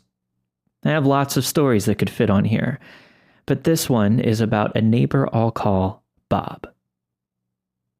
Now, I was 18 at the time, and my 16-year-old sister used to babysit all the neighborhood kids. These kids considered us their friends, and it got to where they seemed to have a radar of when me and my sister went outside. They'd come out and talk to us, and we'd ride bikes and skateboards and such in the parking lot. The kids were ages 8 to 13. So one day we were outside with them, and we were joined by a stranger. He stood between us and our car, towering over us. He introduced himself and asked us to sign a petition he made up. We did, just being friendly. Then he asked us how old we were. I thought maybe he was a fellow teenager that looked older, or that he was just awkward. So I told him I was 18, and the very next question was if I wanted to go out with him, in front of my mom and all of the other kids. I awkwardly declined, but he continued talking about how he thought me and my sister were in middle school. Also, he was 28. Eventually, he wandered away and asked someone else to sign his petition. A few days later, he knocked on our door after asking a neighbor for the address. He had a bag of what he said was chicken and wanted us to go eat it with him at the park. I declined because we both had schoolwork to do. He walked away, and he was mumbling about how antisocial everyone was. Later, we looked out our window and we see him playing baseball with 2 girls. He kept physically moving their arms to different positions, even though they shrugged away from him. Next day, one of the kids runs up to me. I'll call her Maddie. She's 8. She got a new pair of Heelys and wanted help with them. I was holding her hand and guiding her along when Bob appears and says that he could help better. Maddie says no, but he insists. He pushed me aside and reaches for Maddie, holding her tightly around the upper chest area.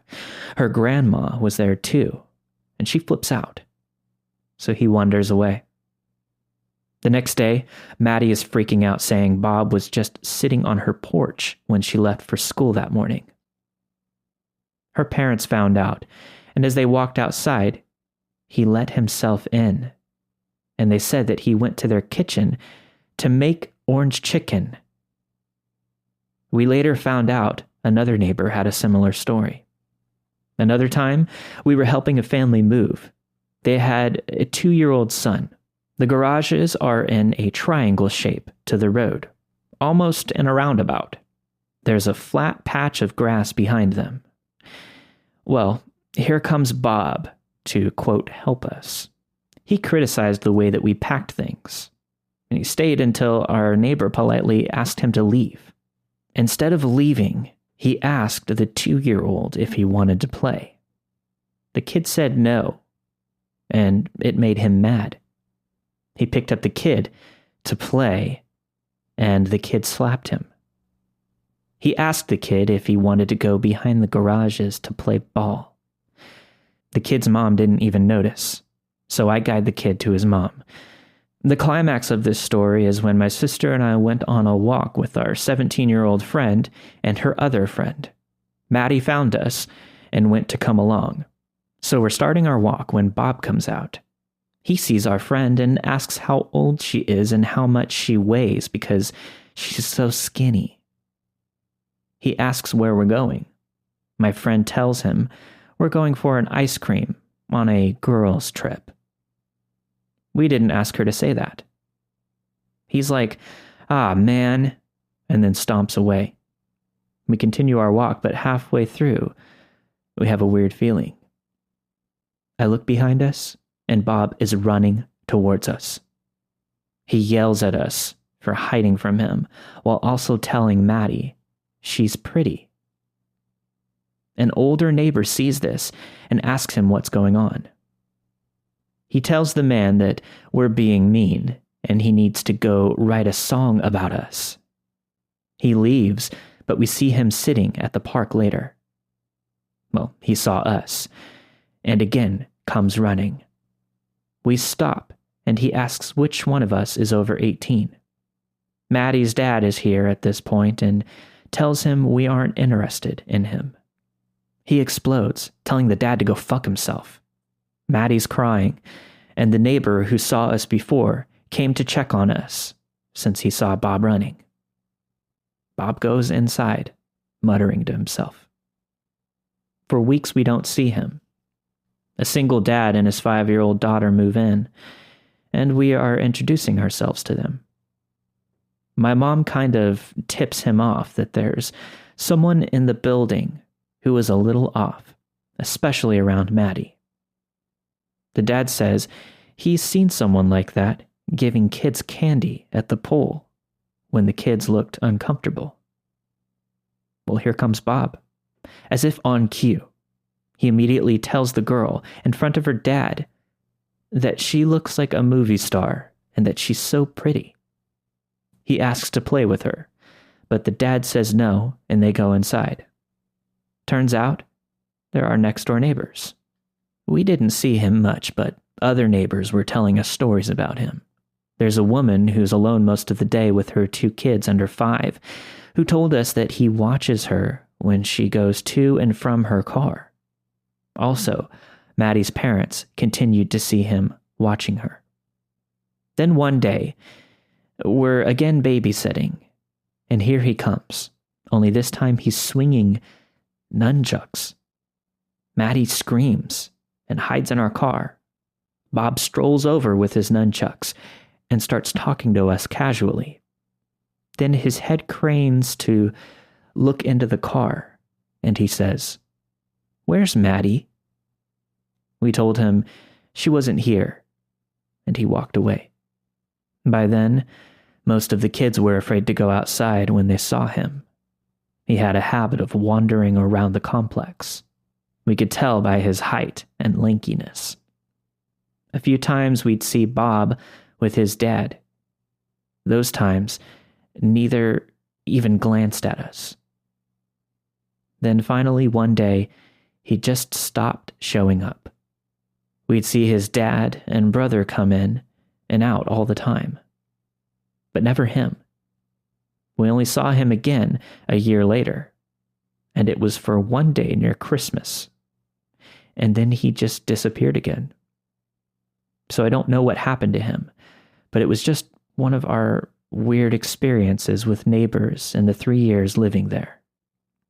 Maybe I'll share the stories of a chick who tried to kill her parents because she was a witch, or the old man that bites children next, if you want to hear them.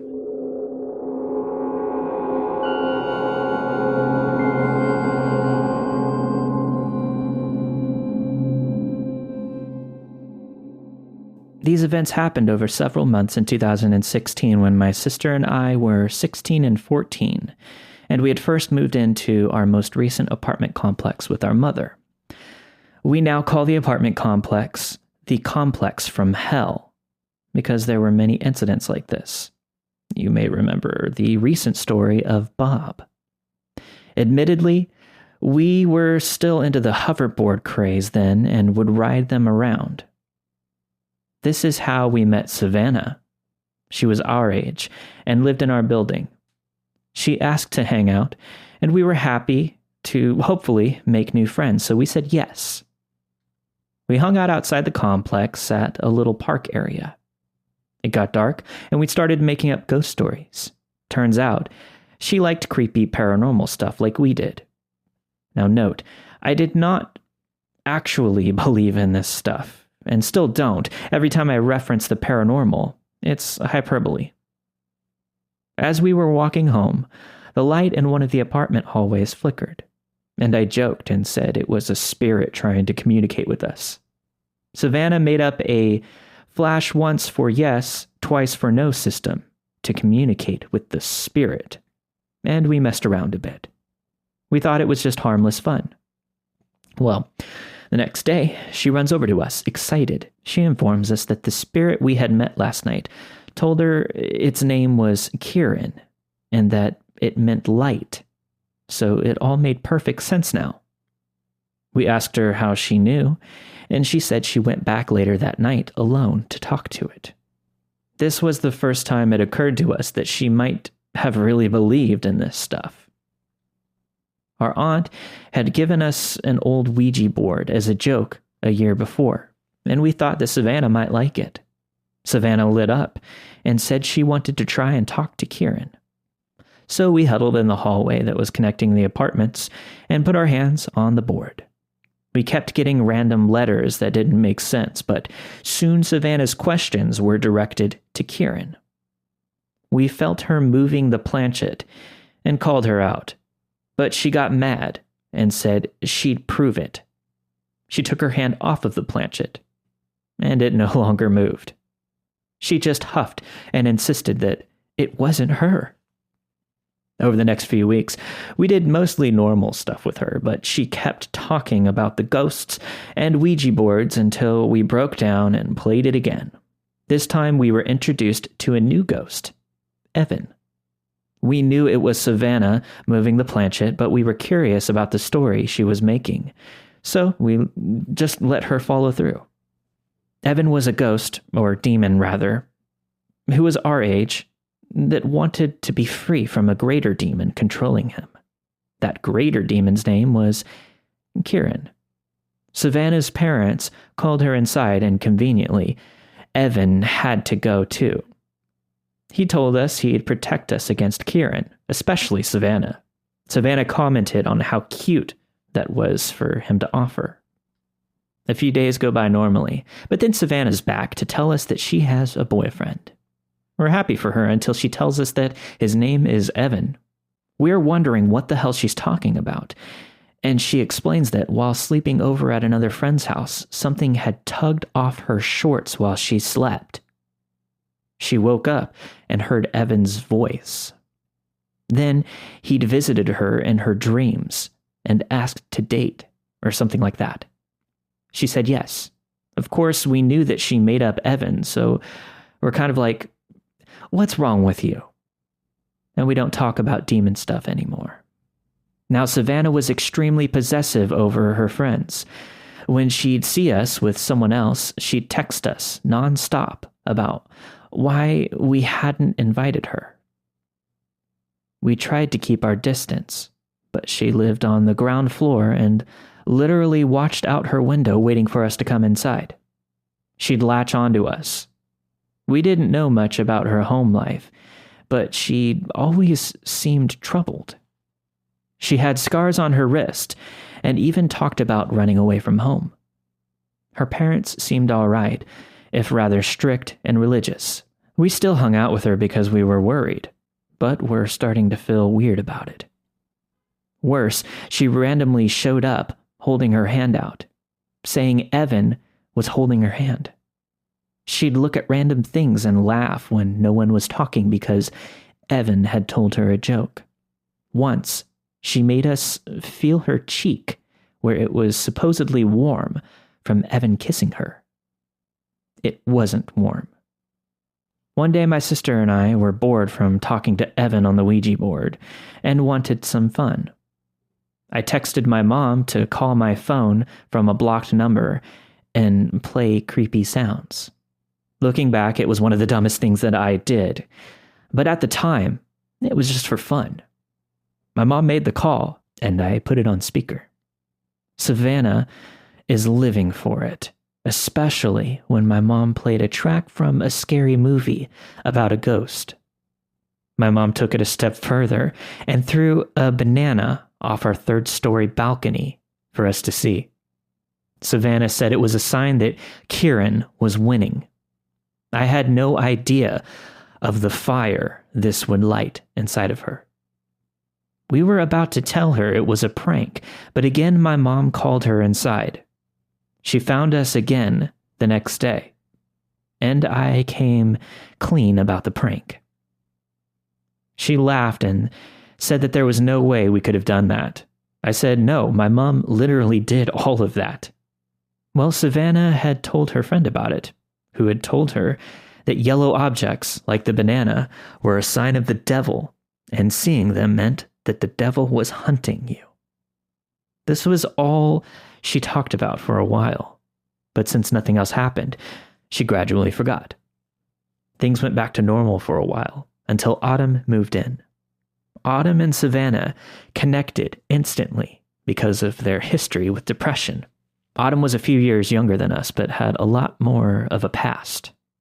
This included significant time spent in psychiatric facilities and violence towards her classmates and family. Autumn claimed she heard demons talk to her at night, and just like that, the ghost stuff had started again. Savannah felt threatened by Autumn and felt the need to one-up her with ghost stuff. She told her Evan was her ghost brother that looked out for her. And I said, hold on, you claimed he was your boyfriend. She giggled and said, that's gross, he's my brother. Her story had completely switched. Now, she was dating another demon named Jacob, and they were engaged. She even showed us a ring to prove it. The next week or so was literally like a match between them to see who was the darkest and most involved in the spiritual world, or whatever.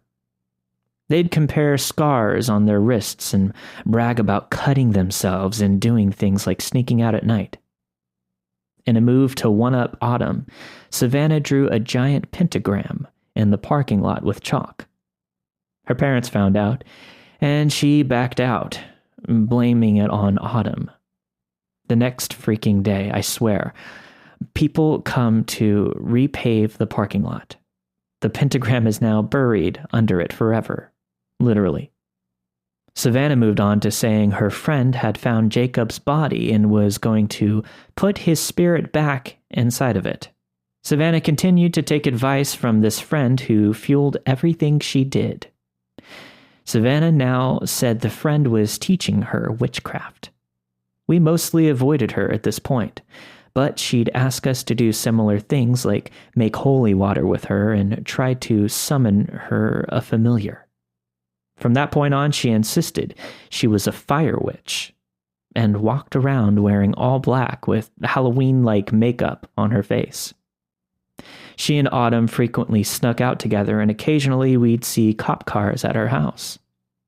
My sister and I were avoiding them both, but now we'd get fiery texts from both of them if we hung out with other people, especially our guy friends.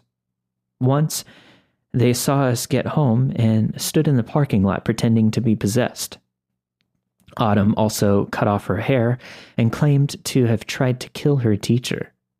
My sister and I knew it was bullshit, or at least we hoped, but Savannah took it seriously. She'd go around telling neighbors of terrible crimes she committed, or wanted to commit. She even told us that she'd first seen us outside with hoverboards, and she wished for them to blow up. One day, we saw the police come to her door, and the officers had jackets that said they were from the Juvenile Justice Department. Her mom pulled me, my sister, and our mom aside to explain what was going on. Apparently, 2 years before, they discovered Savannah talking with a man online. Her messages to him were, quote, hiring him to come literally kill her parents, after making threats of killing them a few days before. We were able to confirm the story after pet sitting for them and finding court papers about it. We'd known she was on probation, but she'd always tell us different stories as to why. Savannah continued to beg us to hang out with her after that, even inviting herself to spend the night.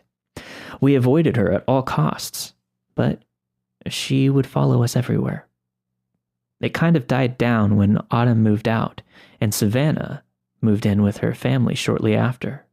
Since then, she started doing service hours at horse stables and graduated high school. I really hope she's gotten happier and more stable. Autumn messaged my sister a few months ago asking to call her mom to confirm she was with us. She wasn't. And later, we saw her with a 19-year-old dude. She's 14 now. My family has moved as well. There were too many incidents in those apartments. Our new place is so quiet and peaceful, but to Savannah and Autumn, let's never meet again.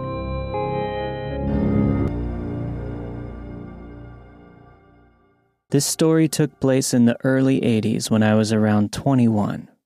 After spending a few days with my sister and her husband on their farm, I was traveling back to my parents' house located in South Ohio.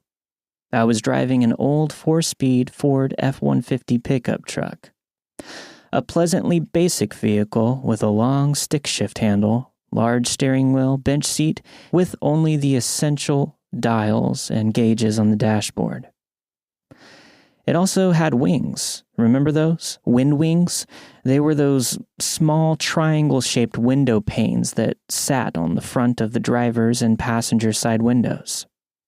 You'd crack them open a bit, and they'd do a great job of sucking out cigarette smoke. Or they could spin open and nearly backward, so they caught the air as you drove down the road, and the wind would rush in and cool you off on a hot day. Life then, and in my early 20s, was relatively uncomplicated, and I traveled reasonably light. Next to me in the cab was a Red Owl grocery bag that held some extra Levi's, flannel shirts, toothbrush, a little weed, and a half box of shotgun shells. Leaning between me and that paper sack was a double-barreled, side-by-side shotgun encased in a thick fabric case, butt end on the floor. I smiled as I glanced at the gun case, reminiscing of hunting quail with my brother-in-law and riding horses with my sister. Like I said, my life was pretty uncomplicated, and simple things brought me so much joy. Like the joint that I was smoking as I tooled down that hot and muggy highway. Little did I know that life was soon going to get very weird. Ashing the doobie out the window, I then placed the roach in the ashtray, turned on my turn signal, and turned onto a rest stop exit ramp.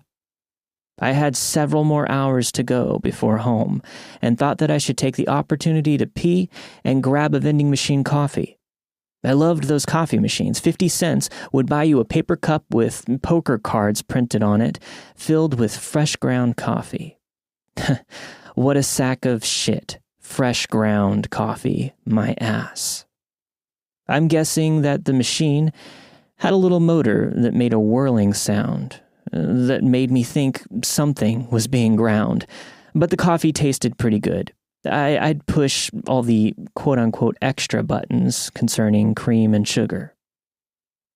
Returning to my truck, carrying my super fucking hot coffee, I saw that a guy was standing near the passenger side door. Odd, I thought, since there weren't any cars near my vehicle. And when he saw me, he placed his hand on the door and said, "Hey, can I catch a ride with you?" What the fuck, I thought. That's rather bold. He looked to be about my age, and we were nearly identical in height and weight, 6'2", medium build, and we both had brownish hair. A little creeped out, but more flustered than anything. I answered, "Probably not. I'm not even sure we're going the same way." "Man," he said, with a look of contempt, "there's only one way you can go when exiting, east, and that's the way I need to go." Trying to think fast, not wanting to give this stranger a ride, I stalled by staring out to the freeway. He began to plead. "Man, come on. I've been waiting a long time, and besides, you're going my way." Only half listening and standing near the driver's door, the coffee was burning my fingers. "Come on," he said sternly again. Other than being a little forward, I didn't sense any danger from him, and though I really didn't want to entertain anyone, I reluctantly said, "Okay," Opening my door, I set my coffee on the dash, slid in, and reached across and unlocked the passenger door. He opened the door and got in. He then slammed the door a tad too hard, I thought, but said nothing. I slowly reversed out of the stall. I then steadied my coffee with my left hand and put the truck through its forward gears and onto the freeway with my right. "Appreciate it, man," he said, never offering a handshake or his name. Along the way we conversed, but it was fractured, mostly one-sided questions from me. "So, where are you headed?" "Ohio." "Ah, Ohio. Cool, me too. You live there?" "Yeah, returning to live with my dad." "Where from?" "I was in the Army, and then around, just around." He then lights up a cigarette, which I thought was rude, not because of the smoke, but because he never asked if it was cool. We rode in silence for a good while, and from time to time he'd roll down his window and spit out a big loogie. However, as time went on, his spitting became more frequent, more audible, making loud hacking noises as he accumulated copious amounts of phlegm to expel. With those actions, I was becoming unsettled. Again, I began asking questions, thinking it may distract him and reduce the slobber exiting my vehicle. "So you're going to live with your dad?" I asked. "What the fuck do you care?" He snarled and continued. "And besides, I don't want to talk about my fucking dad." "Sorry, I won't mention your dad." He then lights up another cigarette. As he smokes it, he flicks the ash onto the floor. And when he finished, he flicked the butt to my side of the cab, and it bounced, spraying sparks and hot embers all around my feet. Shocked, I look at him, and his eyes, they were dark with an expression that said, "Yeah, what about it?" I could feel my butt pucker. It was then very apparent that I had made a grave mistake by allowing this man into my truck. My mind raced, and at that moment I decided that I would ignore the butt incident and put my attention back on the road. Really, what else could I do? I couldn't take my hands off the wheel as we traveled 55 miles an hour. Thankfully, he turned his attention back to the accumulating and launching globs of snot. However, each time he rolled down the window, an unsettling howl of wind would fill the truck, and then he left it open. Wind and road noise then continually filled the cab, and when I looked over, I received the same "what the fuck are you gonna do" look. It was then that I knew I needed to act, but how? What? I didn't know. I could pull over, but how would that play out if he decided to attack me? The gun was useless to either one of us if we struggled. It would have to be uncased and loaded with shells that were inside the red owl bag. And for that to happen, one of us would have to be incapacitated. What the holy fuck was I going to do? Suddenly, an exit appeared, and I abruptly turned and began the descent. "What the fuck are you doing?" he shouted and continued. "I need to get to my dad, you fucking asshole." "I need to eat," I replied with my voice crackling. He became more agitated and put his hand on the paper suitcase that separated us as he leaned closer to me, eyes burning into my head. Running the stop sign, I turned off the ramp, and thankfully, a Skelly truck stop was right there, and I quickly turned into the well-lit parking lot. The psycho man released his grip from the paper sack and sat up, feigning more of a relaxed look. He then said, "Yeah, I guess I'm hungry too." I drove directly to the front entrance, stopped, and said, "I'll park the truck, and I'll be right in. Get us a booth." Knowing he had little chance being that we were then very conspicuous, he put his hand on the door handle. But then he paused and looked at me with a slight sad look. "Go ahead," I said. "I'll be right in, I promise." He pushed the door open and got out. Before the door even shut, I jammed the vehicle into gear and roared away, spraying dirt and gravel all over the man. "Fuck you," I yelled, opening my window as I sped off. "Fuck you, you fucking piece of shit." Tires squealed as my truck exited the gravel lot. My middle finger raised out the window as I sped toward the ramp. Many years later, in 1991, and living in northeast Wisconsin with my wife and family, the evening news came on. An anchorwoman said something to the effect of, "Breaking news tonight. Milwaukee police have arrested a man said to be connected to multiple murders throughout the Midwest." It was then that I recognized the man pictured on the news, and my butt puckered again. It was the same man I had given a ride to many years ago. His name was Jeffrey Dahmer. Dahmer was to become known as the Milwaukee Monster, who committed the murder and dismemberment of 17 men and boys from 1978 to 1991.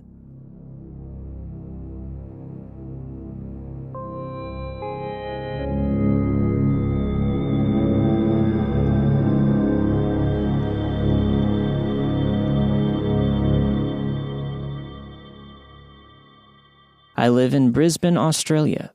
For those of you unaware of it, Brisbane is the capital city in the state of Queensland and the third most populated city in Australia after Melbourne and Sydney. With major cities come the common crime issues, break-and-enters, assaults, drug activity, and the like. Saying that, Brisbane and Australia on a whole is a relatively safe country, with low rates of murder and gun-related violence. This story takes place back in May of 2000, when I was 16 years old. I had led a pretty sheltered life. Good Catholic education, caring and protective parents, your typical loud Italian-style family dinners every night of the week. My family lived in a newish estate in a northern suburb of our city. Houses were new with young families inhabiting them, parents becoming fast friends, kids playing cricket in the street. It was all pretty much sunshine and lollipops. Crime was never an issue. And as kids, we'd spend all of our days out on our bikes and down by the creek resurfacing our meals, and then free to roam the twilight and into the night with friends. I was the youngest of 3 children, with a gap of 6 years between myself and my middle brother. Due to this, I was accustomed to being left at home alone from an early age. My elder sister moved out when I was 13, and my brother had a raging social life after high school. My parents did pretty well on the social front also, and if I hadn't organized a sleepover with my friends, I'd often find myself sitting at home alone on a Saturday night. On a weekday that started out like any other in our quiet neighborhood, the presence of police cars began to slowly increase. In a matter of an hour, sounds of helicopters and police sirens caused widespread concern as residents poured out into their yards. My parents overheard something about a shooting in the suburb over and were quick to turn on the TV and wait for the next news update. Breaking news came in thick and fast over the local TV stations. In the next suburb over, and only a few streets from our house, 2 police officers had been ambushed after responding to a dispute call. We'd soon find out that the resident in question was named Nigel Perotti, and he had come to meet the officers at their car when he lifted his silenced, sawed-off .22 caliber rifle and shot directly at them. All 3 officers were critically injured, and Nigel escaped on foot. The manhunt was on. 2 days passed with no sign of Nigel. Police presence increased, and the whole country was now waiting with bated breath as the story maintained momentum. This was a big deal for the country and our city. where scenarios such as these weren't common occurrences. Information spewed out about Nigel. He suffered severe psychological issues and was forced to live with his father. He constantly threatened his neighbors and had tried to legally change his name to Jesse James as a tribute to the gun-toting outlaw. My teenage imagination ran wild as the thought of the crazed killer roaming my neighborhood quickly consumed me. Now, I would walk about 1 kilometer to my best friend's house most days. The walk would take me through a bike trail and bushland, which ran by a creek and an old water tower.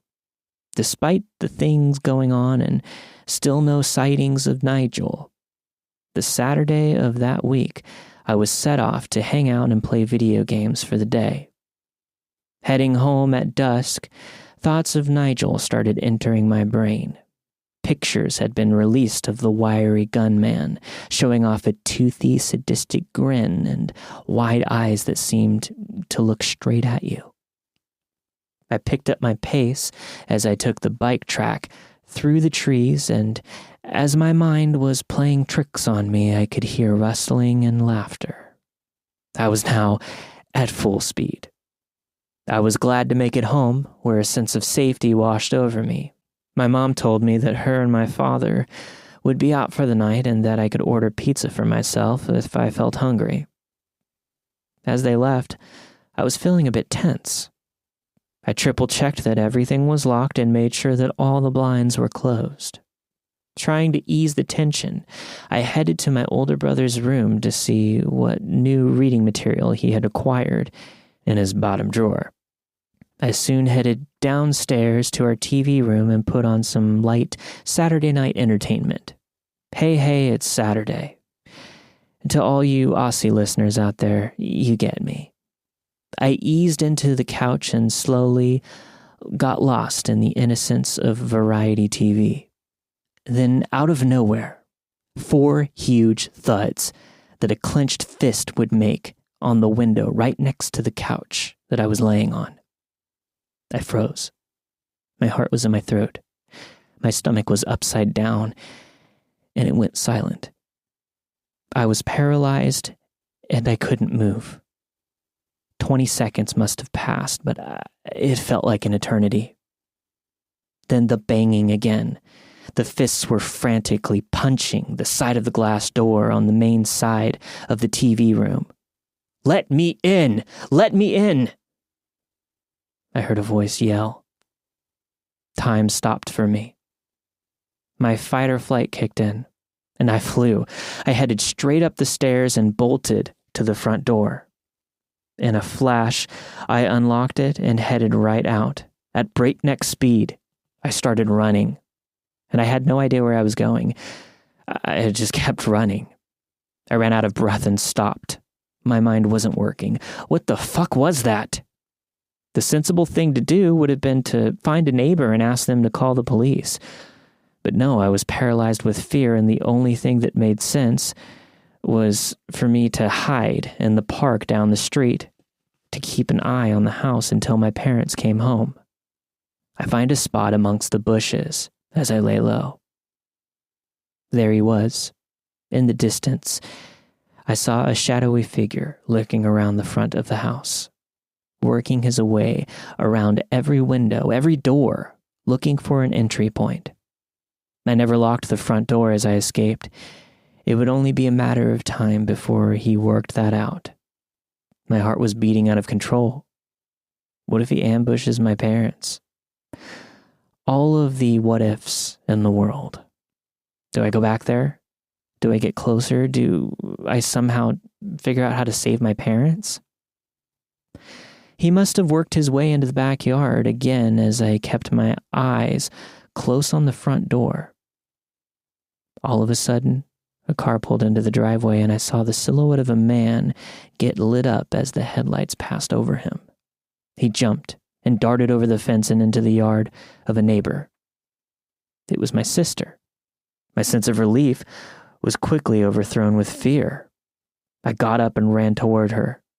"Get back in the car!" I screamed. She saw me darting at her and expressed confusion. "What's wrong?"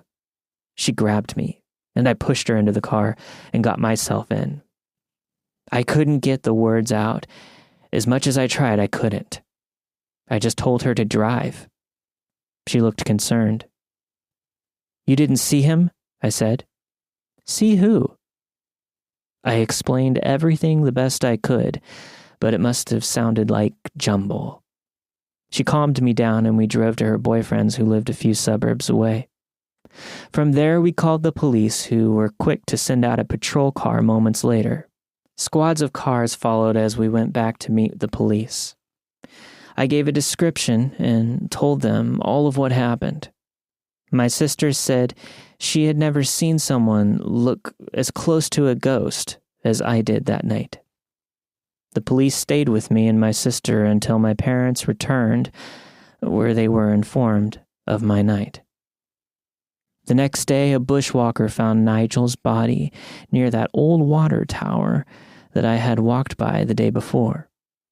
He had shot himself in the head, and the bulletin informed us that he had been dead for only 6 hours. I'll never know if it was Nigel who tried one last-ditch effort to find refuge, or perhaps involve me in some elaborate escape plan. But to this day, I always close the blinds and triple-check the locks on all of my windows and doors. Nigel, I know we'll never meet again, but thanks for turning me into the security nut that I am today.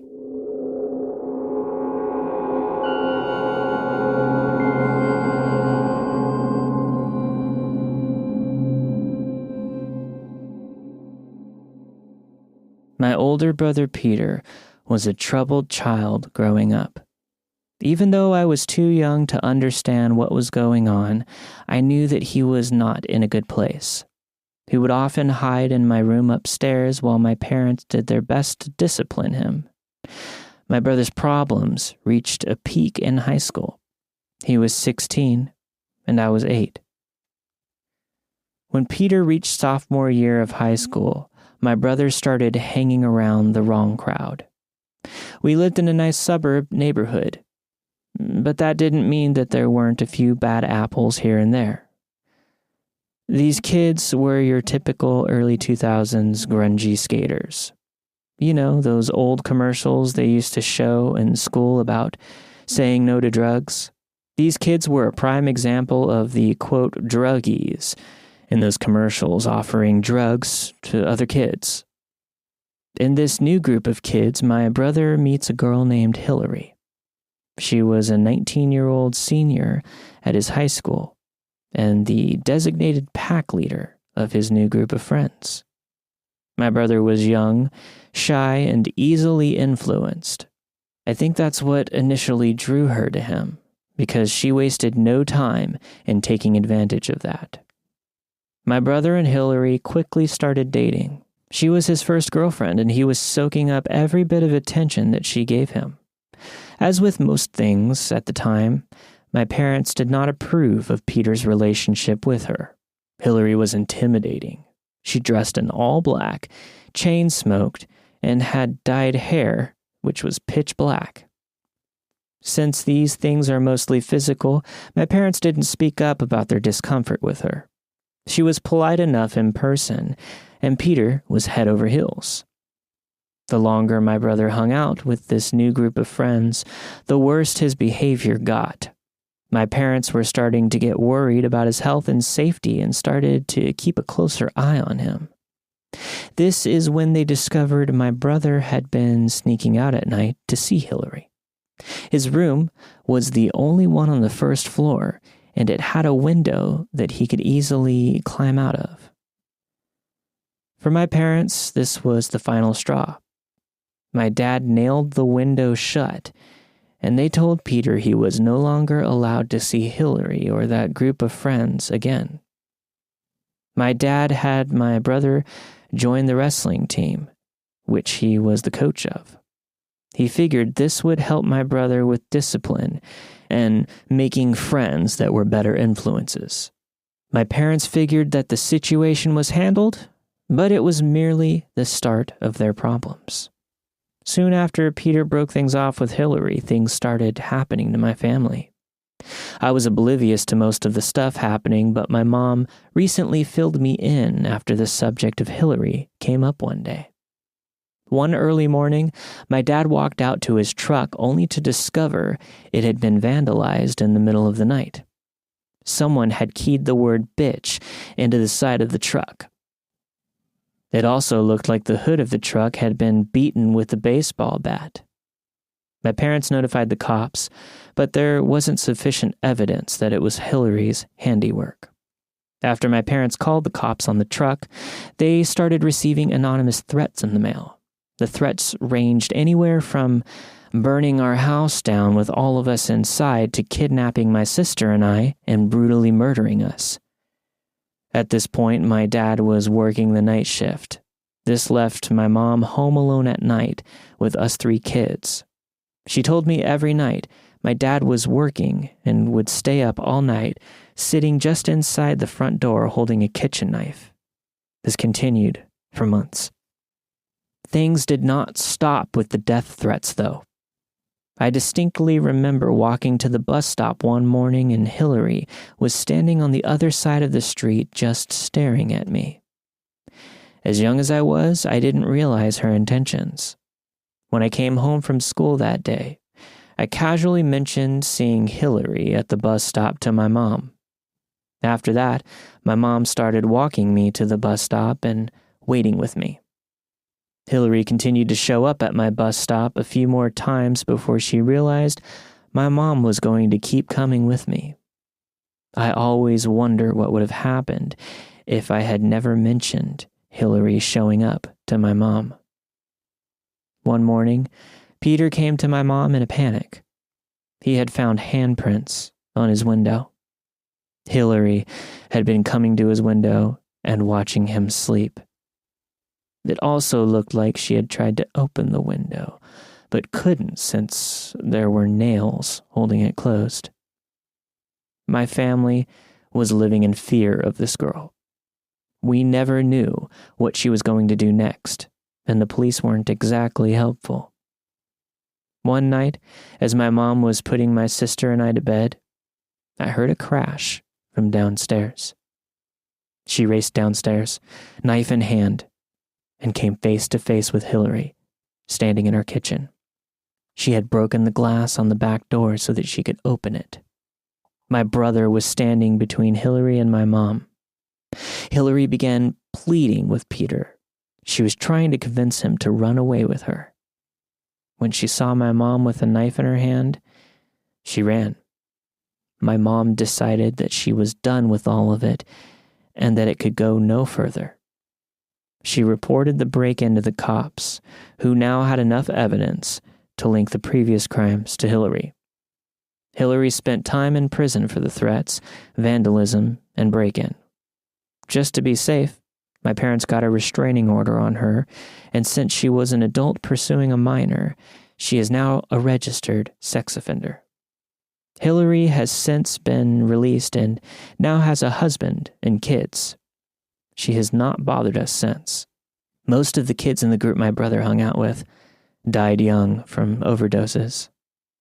My brother got his life together with the help of my parents and a much healthier group of friends. He married his high school sweetheart, and they're both doctors. Hillary, if you're still out there, let's not meet.